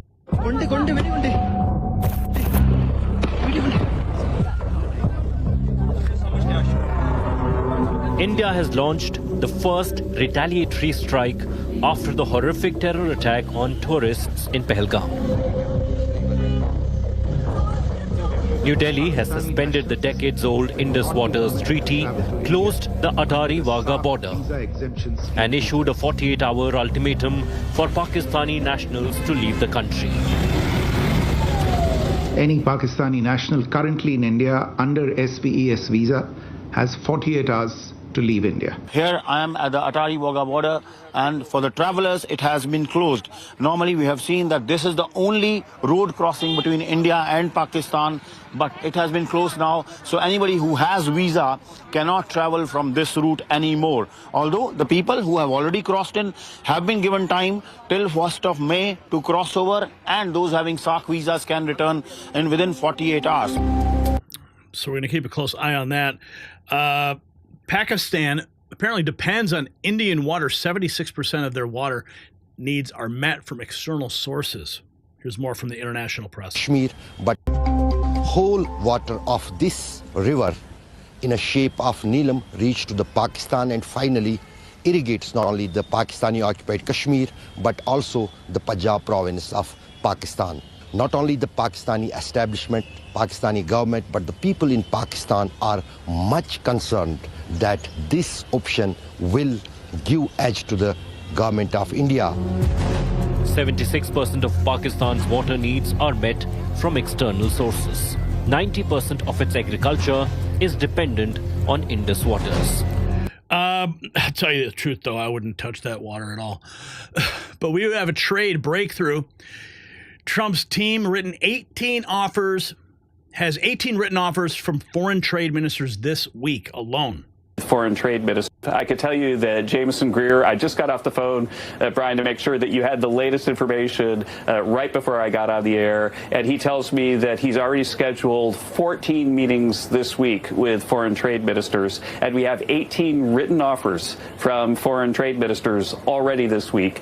And so the fact is that this could happen fast. It's not going to happen the way it does in previous administrations. It's going to happen in Trump time.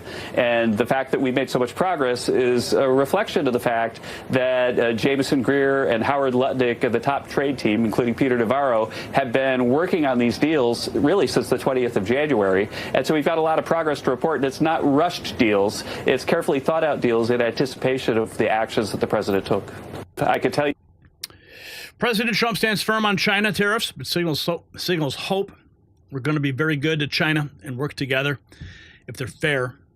While the markets were rattled, America finally has a president who won't be pushed. So the contrast could not be clear. While previous administrations fueled endless conflict, President Trump is pursuing peace through strength across multiple fronts. Norway's prime minister acknowledged what the media won't. To move towards an end of this war, U.S. engagement is critical, and President Trump made that possible. Meanwhile, his team has already received 18 written offers from foreign trade ministers this week alone. So here's what I'm wondering. Do you believe Trump deserves a Nobel Peace Prize for his efforts to end the Ukraine conflict and expand the Abraham Accords? Or is the Nobel Committee too compromised by globalist ideology to recognize his achievements? Tell us what you think in the comments. And while we're discussing American leadership, visit the Next News merch shop. We've got some premium quality items for patriots who believe in peace through strength and America First foreign policy. Link below. Wow. Irving dropping $100 That is amazing. Holy cow. Thank you. Beautiful. My goodness. That was shocking to see. John Bonus dropping $1.99. Omar should be supported. Omar should be supported. I think you mean deported, John. But thank you for that $1.99. And Alice Cersei dropping $49.99. Here's to a hardworking Gary and company. Gary looks sort of sexy in slow motion. Oh, that's funny. Okay, so I think I owe you guys a Trump dance at this point. I didn't think we were going to hit $223 tonight, but we did. So, Trump dance, it is. Trump dance. YMCA. I don't... This way? This way? YMCA. Okay, there you go. All right? Yeah. Oh, man. You guys are too funny. Wow, those super chats blew my mind. $223. I can't wait to tell Angie tonight. That is exciting. Okay. But now we have to get into the media lies. Shall we? Yeah, even liberals are admitting media credibility is gone.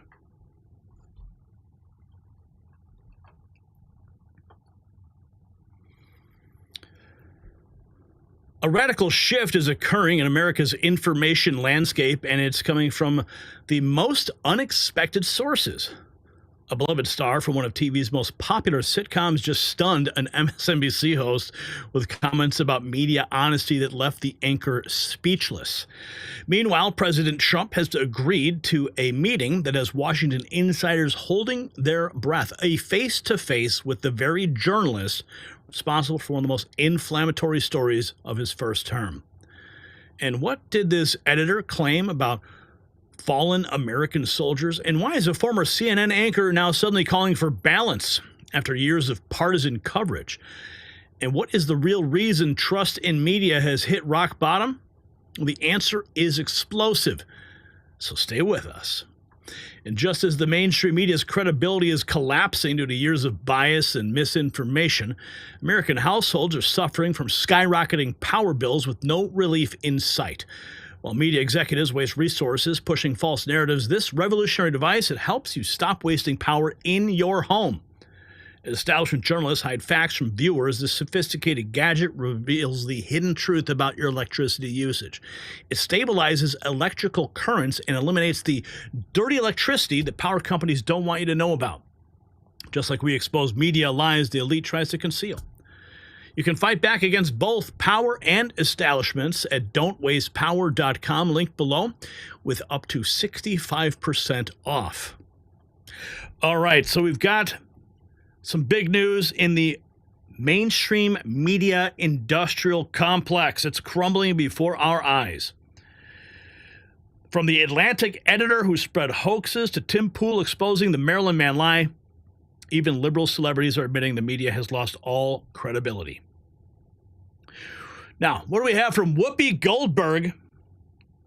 She's hypocritically attacking the White House $5,000 baby bonus while ignoring the left's policies that destroyed families. She's insulted by incentives for children, but silent on government-funded abortion and transgender surgeries. Their priorities now truly being exposed. Let's go to the Clucks on The View. Haven't checked in with them in a while. Incredibly insulting. But they are still plucking away, aren't they? So as birth rates continue to decline in America, the White House is looking into offering $5,000 cash bonuses, expanded access to IVF, along with other incentives for women to have more babies. Why? And, okay. I am incredibly insulted by this because clearly they don't know how women's bodies work, and they don't know what it costs to raise a child or just have a child. And $5,000? I don't know what $5,000 is supposed to do. And it's not even $5,000 because you have to cut it in half because you got to pay taxes on it. Yeah. So they're offering you $2,500 to have a baby. Now, don't forget about all the stuff they've cut. Yeah. We have That you need. Yes, you have a list. Part. So I'm supposed to say to you all, and are you ready for this? Yeah. What do you think of this proposal? Whoopi Goldberg hit that Ozempic hard, you can see. Let's jump over to Tim Pool, demolishing the White House press corps. He was in the press corps this week with his brand of attire. Wearing the same thing he wears on his show. Anyway, let's listen in his remarks on his show. Lies. I was asked at the last minute if I would like to take the new media seat, to which I said yes. And my question is not a softball. Just because... let me explain this problem, okay? To all the people right now, you know, I'm trending. They're all talking about it. Some are happy, some are mad. The corporate press lies, okay? I just showed you this man admitted to being from El Salvador. This is not in question. He admitted to being removable. He admitted to entering unlawfully. He did get a withholding of deportation. That's not being disputed. Why is the media using the phrase Maryland man to refer to a guy from El Salvador who is only here illegally? They are doing it because they are factual but not truthful. It is a fact the man, for now, is illegally residing in Maryland. But that does not make him a Maryland dad. It makes him an illegal immigrant arrested in Maryland. And if that's the narrative they went with, an illegal immigrant arrested in Maryland, Abrego Garcia, I wouldn't be having this conversation with all of you right now. The point that I was bringing up to this secretary, I'm sorry, to the press secretary, was that the media in this room is largely composed of an uncurious group of people who do not investigate, and they use each other as sources and say the same narrative. Not a single one of them is concerned about the fact that they didn't actually pull the court documents and that they're falsely representing that this man is, quote, from Maryland. And it is so egregious, in fact, that Hassan Piker, one of the biggest streamers on the left, did not know. I'm not kidding. I'll play the video for you. He was absolutely unaware that Abrego Garcia was an illegal immigrant from El Salvador. And if you wonder why liberals are shocked by this story, this is why. People like Hassan Piker don't read the news. He gets talking points from the corporate press who keep saying a Maryland man, Maryland man. Hassan then genuinely believes this guy is just some American guy born and bred in Maryland who was deported. Now, if I thought this guy was born and bred in America and deported to Sicat in El Salvador, I'd be calling for his release too. But see, we here at Timcast actually do research. And so my question was, these news outlets are ragging on us, and we are but one seat in this room. When they said, Tim, would you like to take the new media seat? I said, sure. I had spoken with Elad. Elad said, I really think you should ask about these Chinese nationals that Riley Moore wants to remove from this country, strip their student visas. Rep. Riley Moore's introduced this bill. And I said, that's actually a really good question. However, I have another question. They've created this new media space. We're just companies. That's it. Okay? The Daily Wire is a company. A Breitbart is a company. War Room is a company. We have large viewerships. We reach a lot of people. We have questions we want to ask. Now, what offends me is that these journalists in the room, they march in lockstep on lies. I could go through a big list for all of you, but I named only 3 for time. The Very Fine People hoax, the Covington smear, and the Maryland man hoax. But how about the lab leak hoax? How about the drinking bleach hoax? How many times are they going to all in unison lie about what's going on? So my frustration is when they bring in but one chair for someone like me to sit in. The New York Times, Politico, numerous journalists from various outlets all begin disparaging us, as if what really matters to those people is that their sick club of lying sycophants pretend like they're speaking truth to power. In which case, when I say these large, massive multimedia corporations are lying to the American people, it's a softball, which implies I'm supposed to be grilling Carolyn Levitt for some reason. No, I'm seeking a comment from the press secretary on the fact that they have allowed all of this media in the room who just lie all day, every day, and there's one chair in this room for new media who's doing something different, which is why I ended by asking if there was a plan or effort to expand access. Now, she didn't answer it. I don't fault her for that. She did give her answer saying the media is pushing this Maryland man hoax. That was the gist of that story. And of course, now the media and the press are losing their mind. And that's me speaking about, I don't know if you guys, I guess, because, you know, I've essentially put myself in the news, have questions about what happened, or what do you think, or, you know. Well, with respect to expanding access to the seats, I mean, they have expanded access. I mean, Next News Network is in the press corps. Epoch Times in the press corps. Gateway Pundit in the press corps.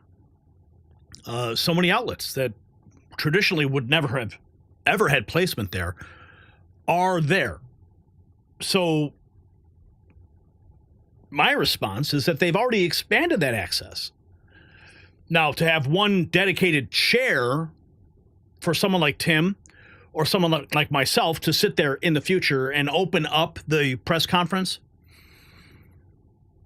yeah, maybe remove some of those people in those other chairs and give those assigned seats to Next News Network, to Gateway Pundit, right?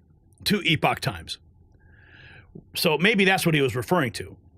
But I can tell you that the press room access has been dramatically expanded to the point where being in that press room during a press conference, it is, it can be uncomfortable because there are so many people in that room that you are literally on top of each other.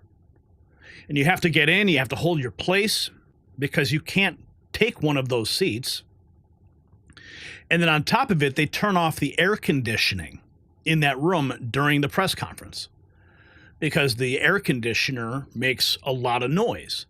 So as the press conference continues on, minute by minute, the temperature literally rises in that room and becomes very uncomfortable, especially with the amount of bodies in there. So yes, the press room has been expanded, but the seat arrangement has remained static. And hopefully that will change. And I can only imagine the amount of outrage that will come from the media when they rearrange those seats in those first 3 rows. Oh, there will be cries like you could never, ever imagine.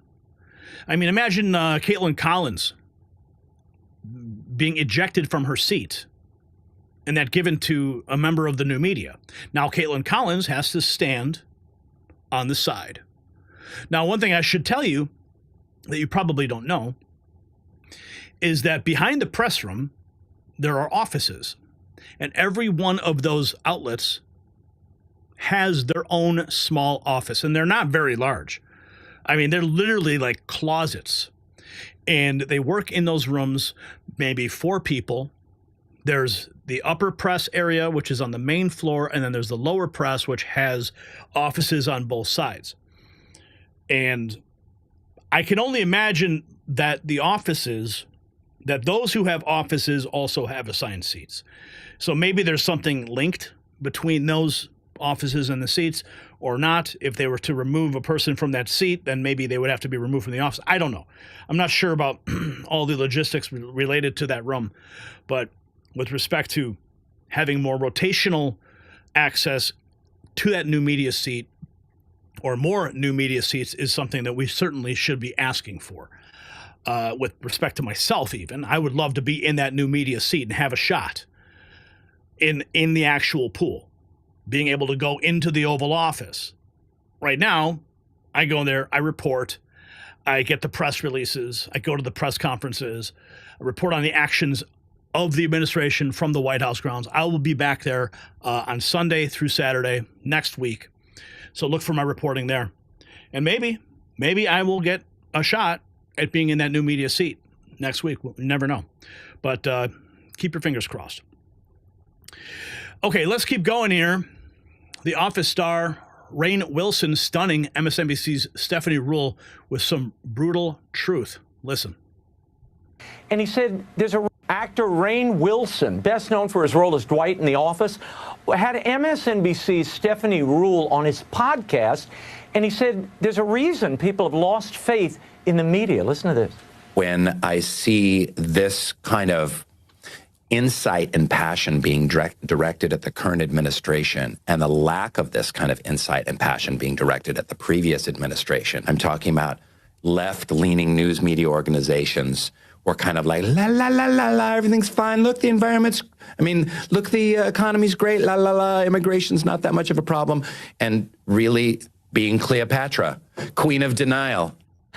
Well, when you lie to people or you ignore facts that they can see easily for themselves, Brian, they lose confidence in you. It takes an actor to wake us up and remind us of that. Right. And by the way, did you see Stephanie Ruhle's face? Yeah. I thought this was going to be a fun talk about how bad Republicans were. What happened? How can I recover? Everybody is fed up with what happened 4 years ago. I know. Hey, Ray, always great, always insightful. I look forward to your Pope insight, too. Thank you. Steve Bannon exposing the deep state's war on America First foreign policy, appearing with Megyn Kelly. Check it out. Worked in the Pentagon after they came off sea duty. Steve, welcome back. What do you make of all this? Well, having worked in the Pentagon after they came off sea duty back the first day that President Reagan came, I was there for, 3.5, almost 4 years. There's one thing about controlling that building and another thing about being President Trump's senior national security advisor for the military. I think this goes back, and I think Caldwell, people got to watch that Tucker interview. I think there's some deep and disturbing truths in that. This is, I think the leaks and all this stuff they're wanting us to chase rabbits here. The core of this, to me, gets down to, you said Republican on Republican, Megyn. I think it's almost even deeper than this. This is about the America First national security policy and about how we've been a neoliberal, neocon country for 40 or 50 years. This gets down to, I believe, this whole strategy in the Middle East and people like Caldwell who came from the Koch's defense priority, which essentially also made Pete and transformed Pete. And years ago, they were looking to do that, transform him from a Fox News host to someone who could go into senior levels of national security by giving him some of these veterans groups and others that would promote him something over and above just a media figure. I think it shouldn't be lost on anybody that this comes up, and I say this with total respect for Tucker, who I respect and I consider a friend and a colleague, that our show and our part of the MAGA base, we're quite, or at least 2/3 of our audience, 80%, are very pro-Israel in the defense, but we're very anti any type of military conflict with Persia about these nuclear sites.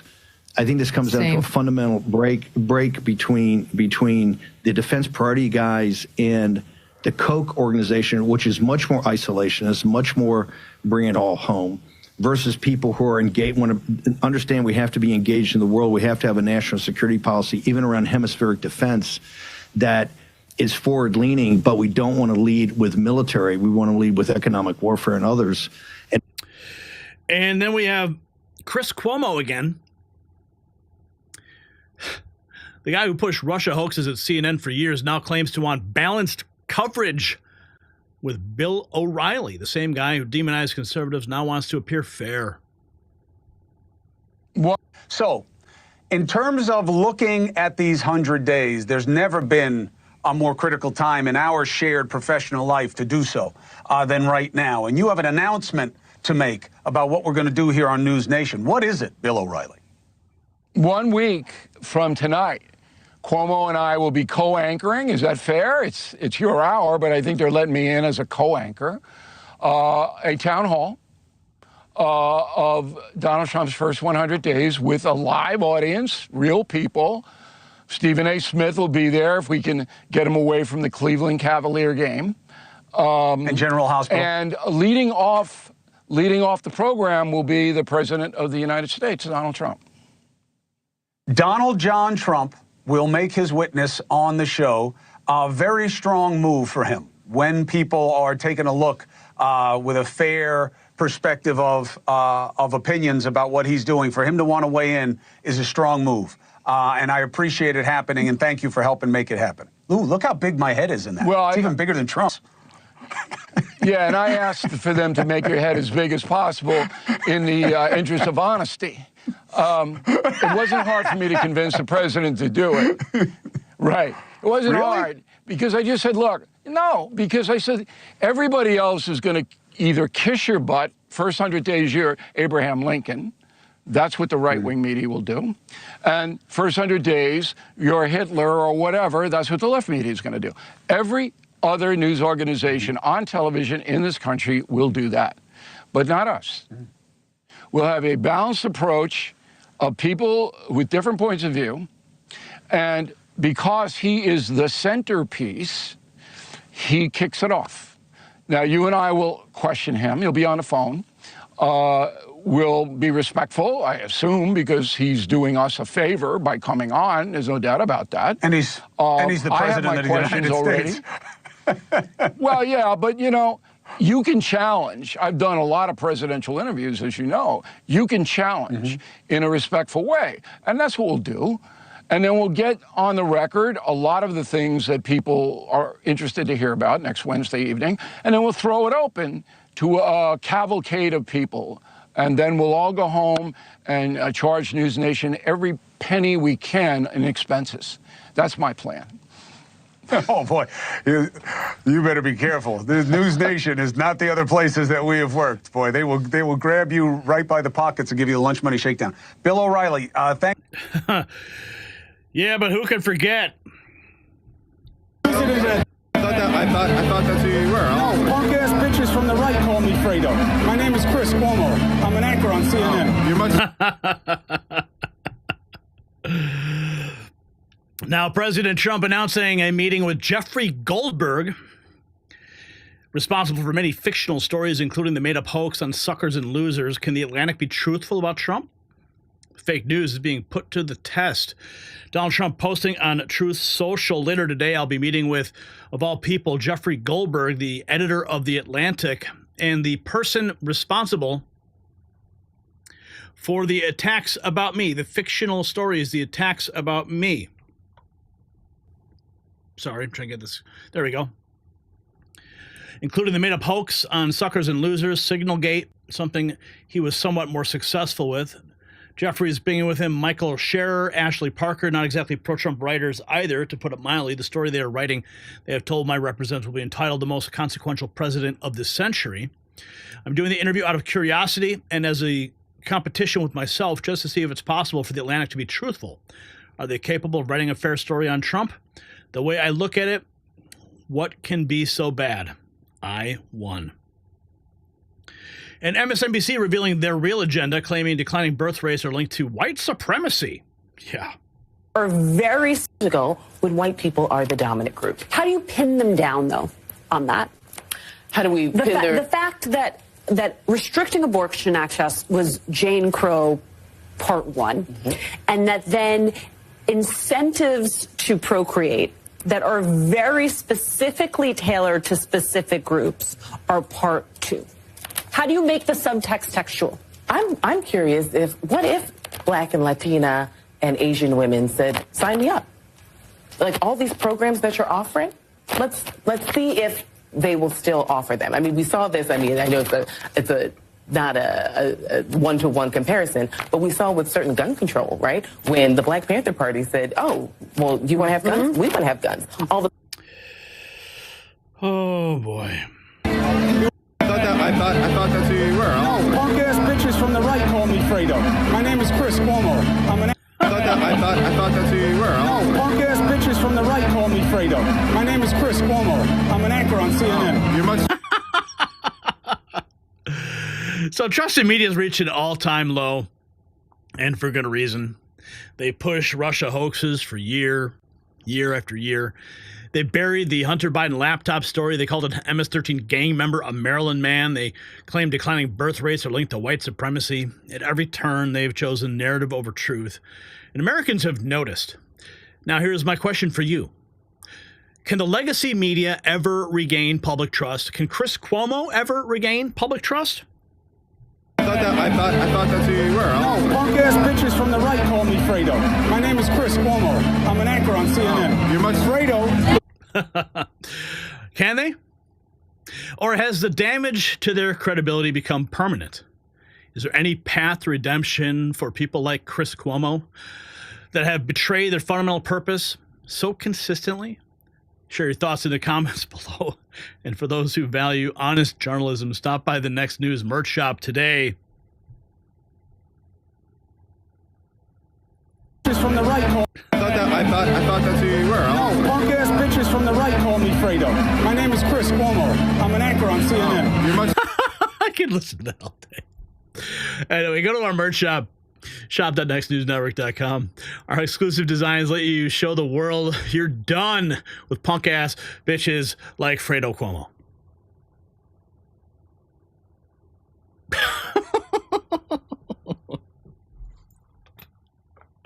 Oh, man. Maybe I ran that one. Maybe I ran that joke a little bit too hard. I don't know. I thought it was appropriate, though. All right. Todd, did you have that meeting with our merch shop guy yet? How'd it go? Good. Oh, we do? Good. Did he teach you how to put stuff together? Oh, perfect. So we can start adding some new stuff to the shop? Okay, cool. All right, let's get into our final story of the evening. You may have missed it. Well, now you're going to see it.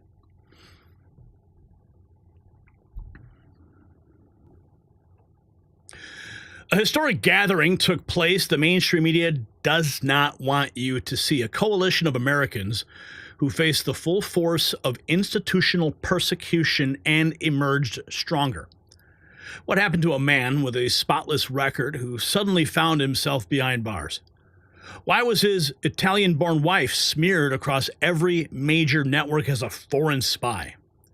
What career-ending consequence did one mother face simply for speaking at a school board meeting? And most shockingly, what criminal investigation is now underway at a school district after one parent refused to back down? Now, these aren't isolated incidents, but part of a pattern. So the burning question, what makes these ordinary citizens so dangerous to the powerful? Hold on tight. And as brave patriots across America ignite a new golden age of awakening against establishment persecution, many are finding themselves in the cold shadow of retaliation. Just as Nicole Georges brought the heat of accountability to corrupt school officials, this revolutionary portable heater brings targeted warmth wherever patriots gather. While persecuted truth-tellers like George Papadopoulos reignite the torch of liberty after facing the deep state's cold prison cells, this compact powerhouse delivers immediate comfort in any space. In America's refiner's fire of revival, stay warm and energized with this efficient American-engineered solution, now 60% off during their spring clearance at staywarmnow.com. So, Trump's allies are there. Trump's allies and silent parents finally exposed. From George Papadopoulos to Rod Blagojevich, patriots who stood against the corrupt system are telling it all. This is the exclusive that Next News Network was honored to present from the Conservative Caucus organization. Mark Vargas of Newsmax and Illinois Review was the MC. Amazing gathering of patriots. Simona Papadopoulos among them. And if you don't know who she is, her husband, George, a man who never took a parking ticket, forced to serve 12 days in federal prison, silenced with a gag order, while Mueller thought Simona was a troublemaker. She was there and shared her first-hand account from inside the deep state attacks. George Papadopoulos is a name that not only shook history, but it will be forever the symbol of one chapter of American history that should never repeat.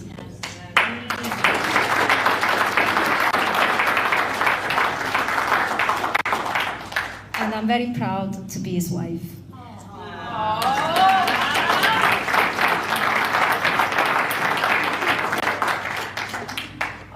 course, Mueller didn't think so. He thought I was a troublemaker, far too vocal, talking the truth, doing my news round, trying to do what I used to do for my study, a lawyer, advocating for justice. And here I am, trying to defend my honor, but my husband's truth, which at the time he couldn't defend himself because it was under a gag order. So I prepared the stage for him to tell his truth, but in the meantime, he had to serve a sentence he didn't deserve. Someone who never took a parking ticket had to serve 12 days in prison, federal prison, which is a shame Americans should never forget. George Papadopoulos is a... And Nicole Georges, she was fired after 12 years from her job for speaking truth at a school board meeting. She details what happened when the trans upfront activist bombarded her workplace with threats. She's the mother whose daughter was forced to change in a locker room in front of an individual who believed that they were a female. Days after my fiery first meeting, I lost my job after 12 years. Once my boss was supported, I was inundated, my store was inundated with threats from trans up front. They attacked the store that I worked at for over 12 years, leaving terrible, terrible threats, attacking the store, leaving terrible reviews, and that's pretty awful. Days after my... And George Papadopoulos says America was going to hell in a basket after 2 disturbing wars. He was there detailing his account. I said America just got over 2 disturbing wars. You have Barack Obama, and if we don't solve this issue, it doesn't matter if it's on the left or the right, this country's going to hell in a basket. Am I right? We needed something different. And that difference was a gentleman coming down some escalators in Trump Tower called Donald Trump, talking about issues that affected our livelihoods, our pocketbooks, and our security. Papadopoulos, George, refused to be shaken down. They wanted him to say things that weren't true to get the person they're after. Let's see. Here's Rod Blagojevich, the former Illinois governor. He was the keynote speaker, who was also persecuted by the same deep state actors that went after Donald Trump. Do what would be wrong. And I want to say to you, George Papadopoulos, I really appreciate the suffering that you went through. Really appreciate the fact that you stood up and didn't do what they wanted you to do, because that's how they operate. They shake people down to have them say things that aren't true so they can get the person that they're after. And in that particular case, he was standing up not just for what was right, refused to do what would be wrong, but you're standing up for the man who's actually going to make America great. So that was a tremendously patriotic thing that you did, George. And I want to say to you, Rod Blagojevich, he could potentially be running for Senate after Dick Durbin has decided he wasn't going to run for his seat again. I was anticipating perhaps a tease last night during the speech. That did not happen. But there were other conversations after the fact. I was definitely asking him, and he was playing very coy with his future plans. But he did expose global persecution of leaders during his speech. running for office. They have a warrant out for this president's arrest, and he's been barred from running for office for 6 years by some high representative, unelected by the people there, from Germany. So this is a Western civilization problem. And boy, oh boy, are your ancestors rolling over in their graves, George and Dino, the ancient Greeks who created democracy in the golden age of Athens in the 4th century BC. I think I got that right. They have a warrant out for this president. Blagojevich talking about the tactics used against Trump, now finally been exposed. As I recognized all of that, what they were doing to President Trump, as I was doing my time in that faraway place, that valley deep and dark where I was sent and left for dead for 14 years.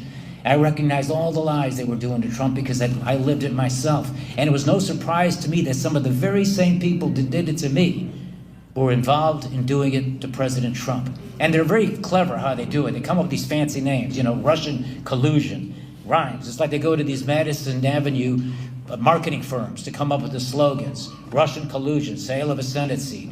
big lies. I recognized all of that with Latasha Fields, fighting for American families, saying America is in a refiner's fire, not to destroy us, but to purify us. She brought the house down. Not found in, because the battle isn't coming. The battle is already here. The strongest understanding of America's golden age is not found in politics or man-made strength or ingenuity, but is in the unshakable foundation of the divine family. Like the refining of gold, building a righteous nation requires pressure, fire, and perseverance. Gold is not found on the surface. It is mined from the deep, dark places. This refiner's fire that God has allowed America to encounter, it is not to destroy us, but to prepare us, to purify us, to bring us forth as a nation, as a church that can offer an acceptable sacrifice to the Lord. We must recognize the trials of our time. Sometimes we like to fight against what's happening, but we got to recognize it. Not as setbacks, but as refining fire. And this is where we are today, being tried, being tested, our parental rights, our pulpits, our children, our voices, all were placed in the fire. Because She also asked about our children. Who owns them? It's not policy or curriculum, but a spiritual battleground about ownership. So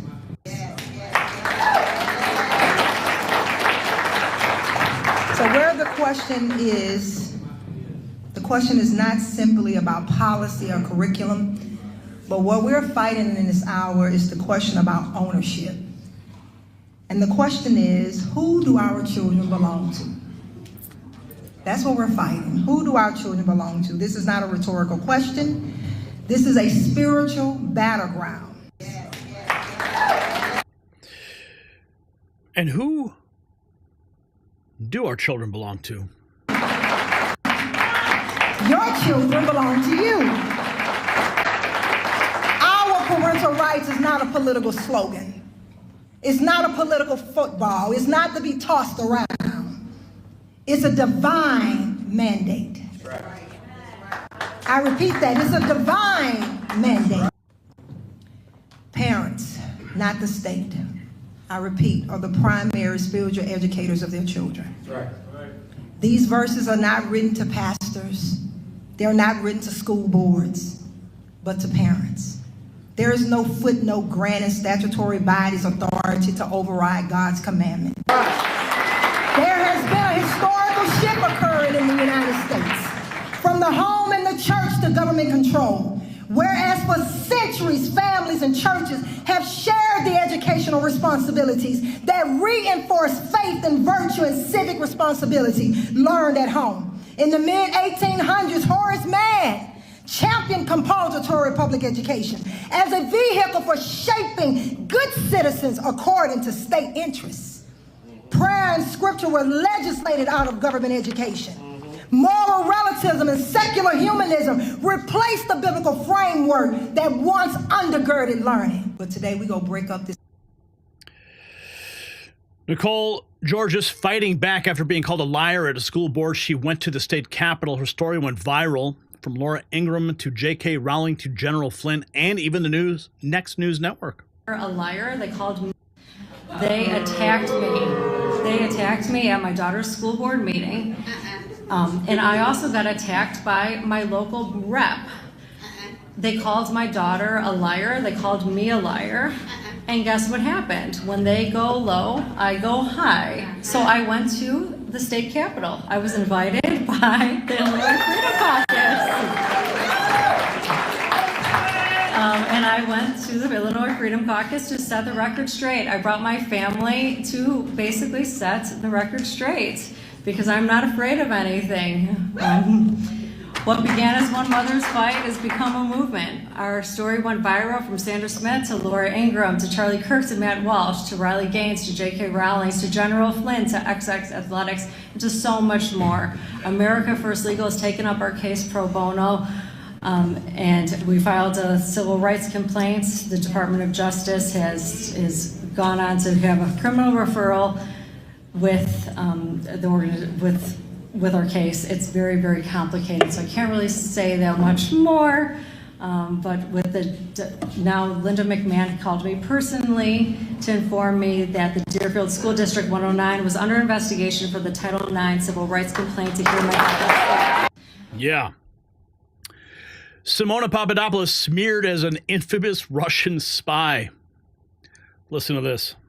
Russian spy. Well, some of you might know me as the infamous Russian spy. I've been all over Fox News, CNN, MSNBC, ABC News, portrayed as a shady, dangerous spy. I almost, felt flattered at some point to feel so interesting. Actually, I was born and raised in the south of Italy by very Italian parents. I know it might sound less exciting, but that's who I am. Well, yeah, she's not a Russian spy. She's Italian. Here's more from George Papadopoulos about what Donald Trump promised. I'm the man. He said we're in deep trouble. Yes, he did. We're in deep trouble. And I'm the man that's going to right the ship. And this is somebody that didn't need the job. We were so used to so many of these politicians coming into power only to enrich themselves, their families, and then to be these high-flying lobbyists afterwards for the military-industrial complex, big pharma, you name it. They're not there to serve you. He said we're in deep trouble. Rod Blagojevich reveals how prosecutors twisted a political deal. None of it. I'll never stop saying it. I didn't do it. None of it. And he asked if he can come and see me the next day, or at least call me. And I said, of course, call me tomorrow. And then the next day we begin conversations to talk about a political deal, not the selling of a Senate seat, but politics. The greatest political deal maker next to Donald Trump, and that's why he gets things done, was Abraham Lincoln. He was able to free the slaves because he knew politics, and he was able to bring his political skills to make the political deals necessary to get the votes to pass the 13th Amendment that freed millions of African Americans who had been wickedly enslaved. That wouldn't have happened had Lincoln not made political deals. In any event, I thought the whole thing was a big joke after it all came down on me. I thought I'd get justice. I thought the justice system would be fair, notwithstanding the fact that there were weaponized prosecutors that came to my house at 6 o'clock in the morning to arrest me. I'll never stop saying it. And Rod Blagojevich, right after his sentence was commuted, sat right here across from me at this very desk and detailed the entire story. He's actually been in the studio a couple times. Amazing story. So here he talks more about that story, about 8 years in prison and what he learned. I learned those things in prison. I had a lot of time in my hands to catch up on my reading. But I gotta tell you this, and I don't want to really brag too much of myself, although that does come naturally. You can't get far in politics if you don't do that. But the Proverbs teach us, through knowledge, we acquire wisdom. And I had all that time, all those 8 years, not just to read the Proverbs and read the Bible over and over and again and draw so much closer to God and have a better understanding and appreciation of what it is that he would like from us, but also to read all kinds of history books and, of course, the ancient Greeks, and to really appreciate even more than I ever did before how vulnerable freedom is, how fragile freedom is. I learned those things. And I had a chance to talk with Nicole Georges afterwards, talking about that, asked her about the DOJ criminal investigation, Deerfield School District 109. Listen. As well as Nick Bear, there is a criminal investigation that's happening by the DOJ. We are being represented by America First Legal, Ian Pryor, as well as Nick Berry and Stephen Miller's firm, that's who is representing our daughter right now. What is the status of the DOJ filing? It's a criminal referral. Okay, so who is it pointed at specifically? I'm sorry? Who is the referral pointed at for the criminal action? But Allen B. Shepherd Middle School, Deerfield School District, so District 109. So the entire school district, as well as Allen B. Shepherd Middle School. The conservative caucus at the Drake Hotel assembled American heroes who faced the full force of the corrupt system and survived. Their stories reveal the systematic targeting of those who defend traditional values. And you can check out the full thread. We got the full stream so far, 1,300 views. It was about 2 hours. Amazing evening. You need to watch the whole thing. We have it on our YouTube channel here as well as on X and Rumble too. And I did have another post. Where did it go? It was, let's see. There it is. There we are afterwards. There's me and Angie, Simona, Rod, and George capping off a beautiful night. So these courageous Americans, they've shown us what real resistance looks like. Despite facing the full force of the establishment, from federal prosecutors to school boards to media smear campaigns, they refuse to be silenced. And now they're not just surviving, they are thriving. Simona Papadopoulos is lead interviewer with Tucker Carlson's network. Nicole Georges has inspired a nationwide movement of parents reclaiming their rights. As one speaker said, the battle isn't coming, the battle's already here. So here's my question to you. Do you believe we're witnessing the early stages of a genuine American Renaissance led by everyday citizens? Or will the establishment's intimidation tactics ultimately suppress this awakening? Tell us in the comments below. And support the Patriots movement. Check out our Next News merch shop for gear that celebrates American resilience and the spirit of freedom. It's linked down below.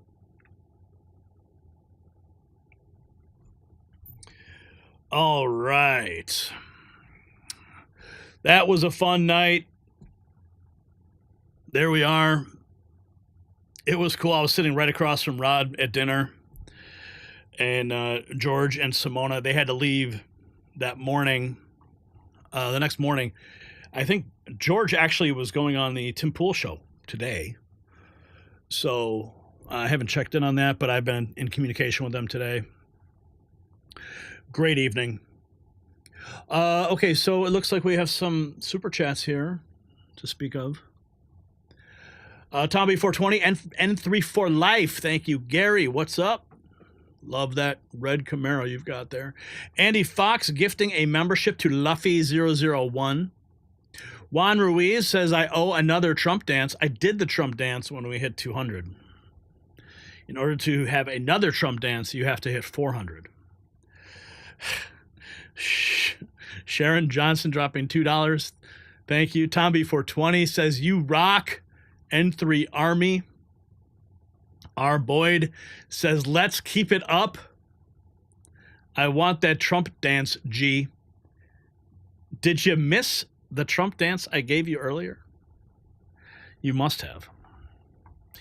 All right, let's check in with the latest in the feed and what's going on X. Let's see here.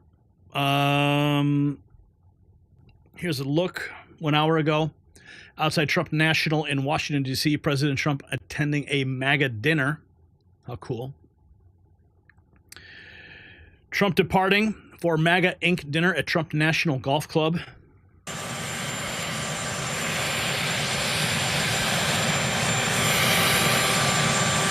I will tell you, being at the White House and witnessing the Marine One departures is really something special.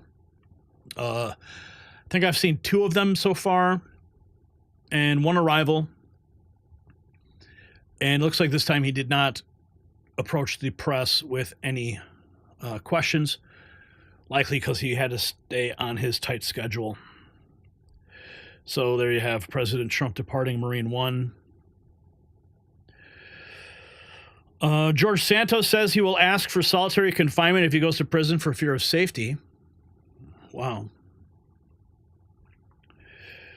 Laura Logan, someone should ask the CIA about this in 2 worst neighborhoods in Kabul. What else have we got here? Washington giving $120,000 forgivable loans to non-white home buyers. Trump targeting AppBlue for investigation of straw donors. Oh, finally. Jack Posobiec, 600,000 views on Bannon explaining the Unhumans playbook. Okay, that's cool.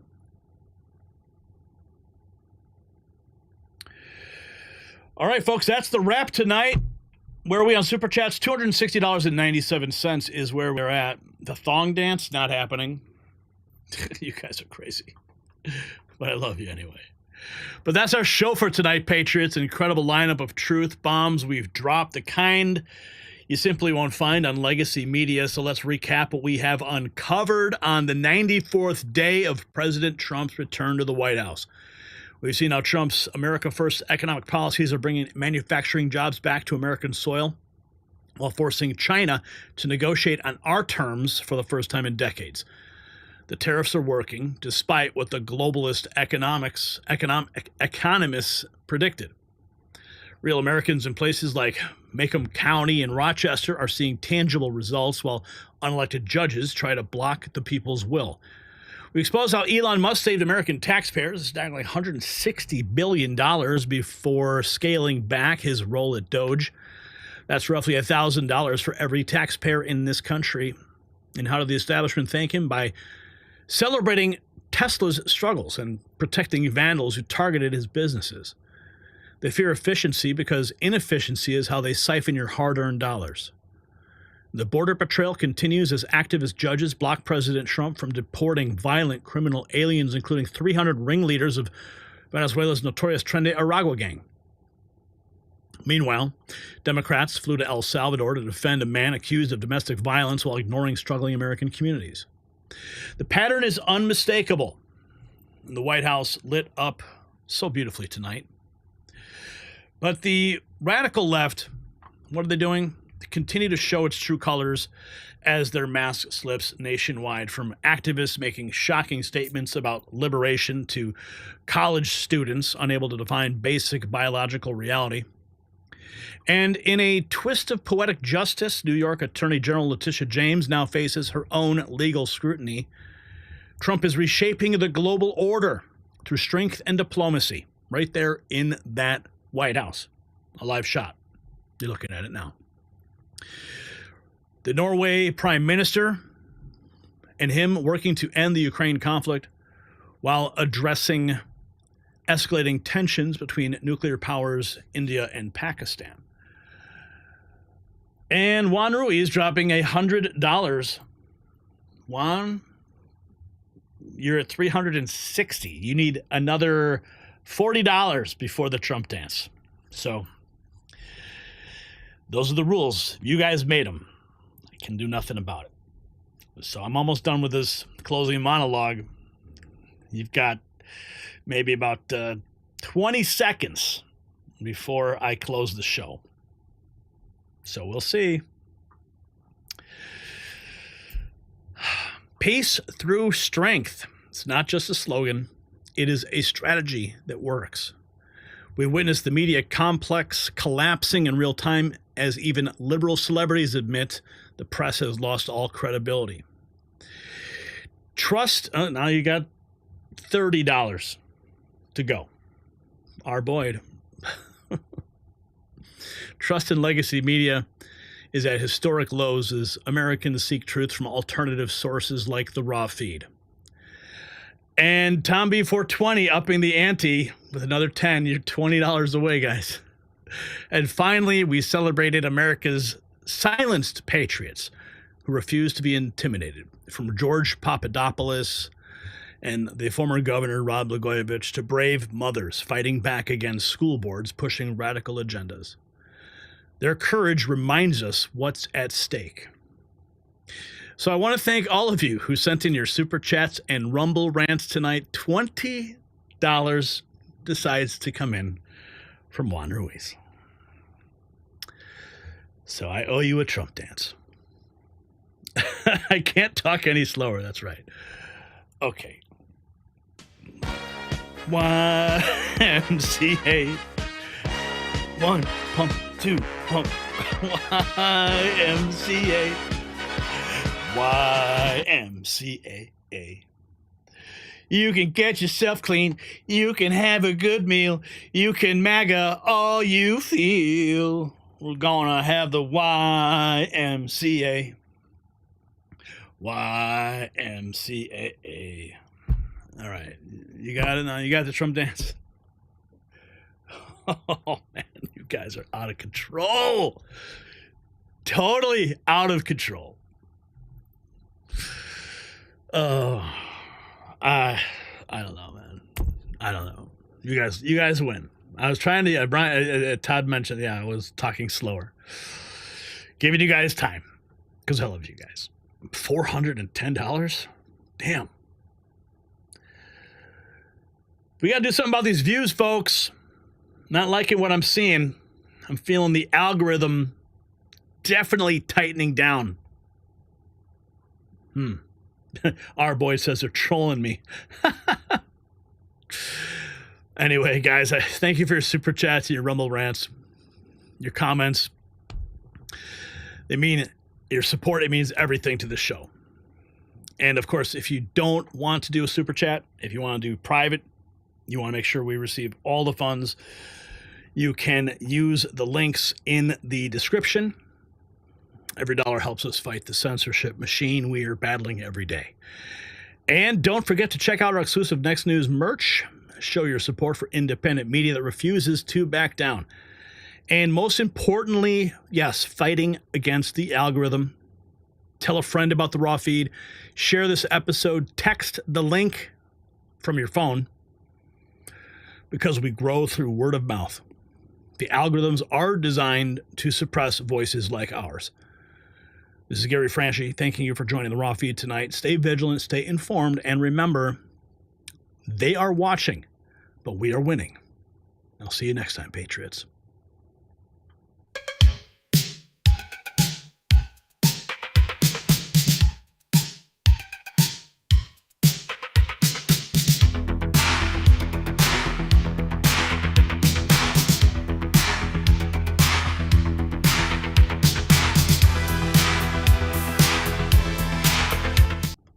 Trump dance. YMCA.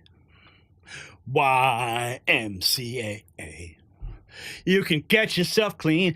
You can have a good meal. You can do whatever you feel. All right, Brian, close it out.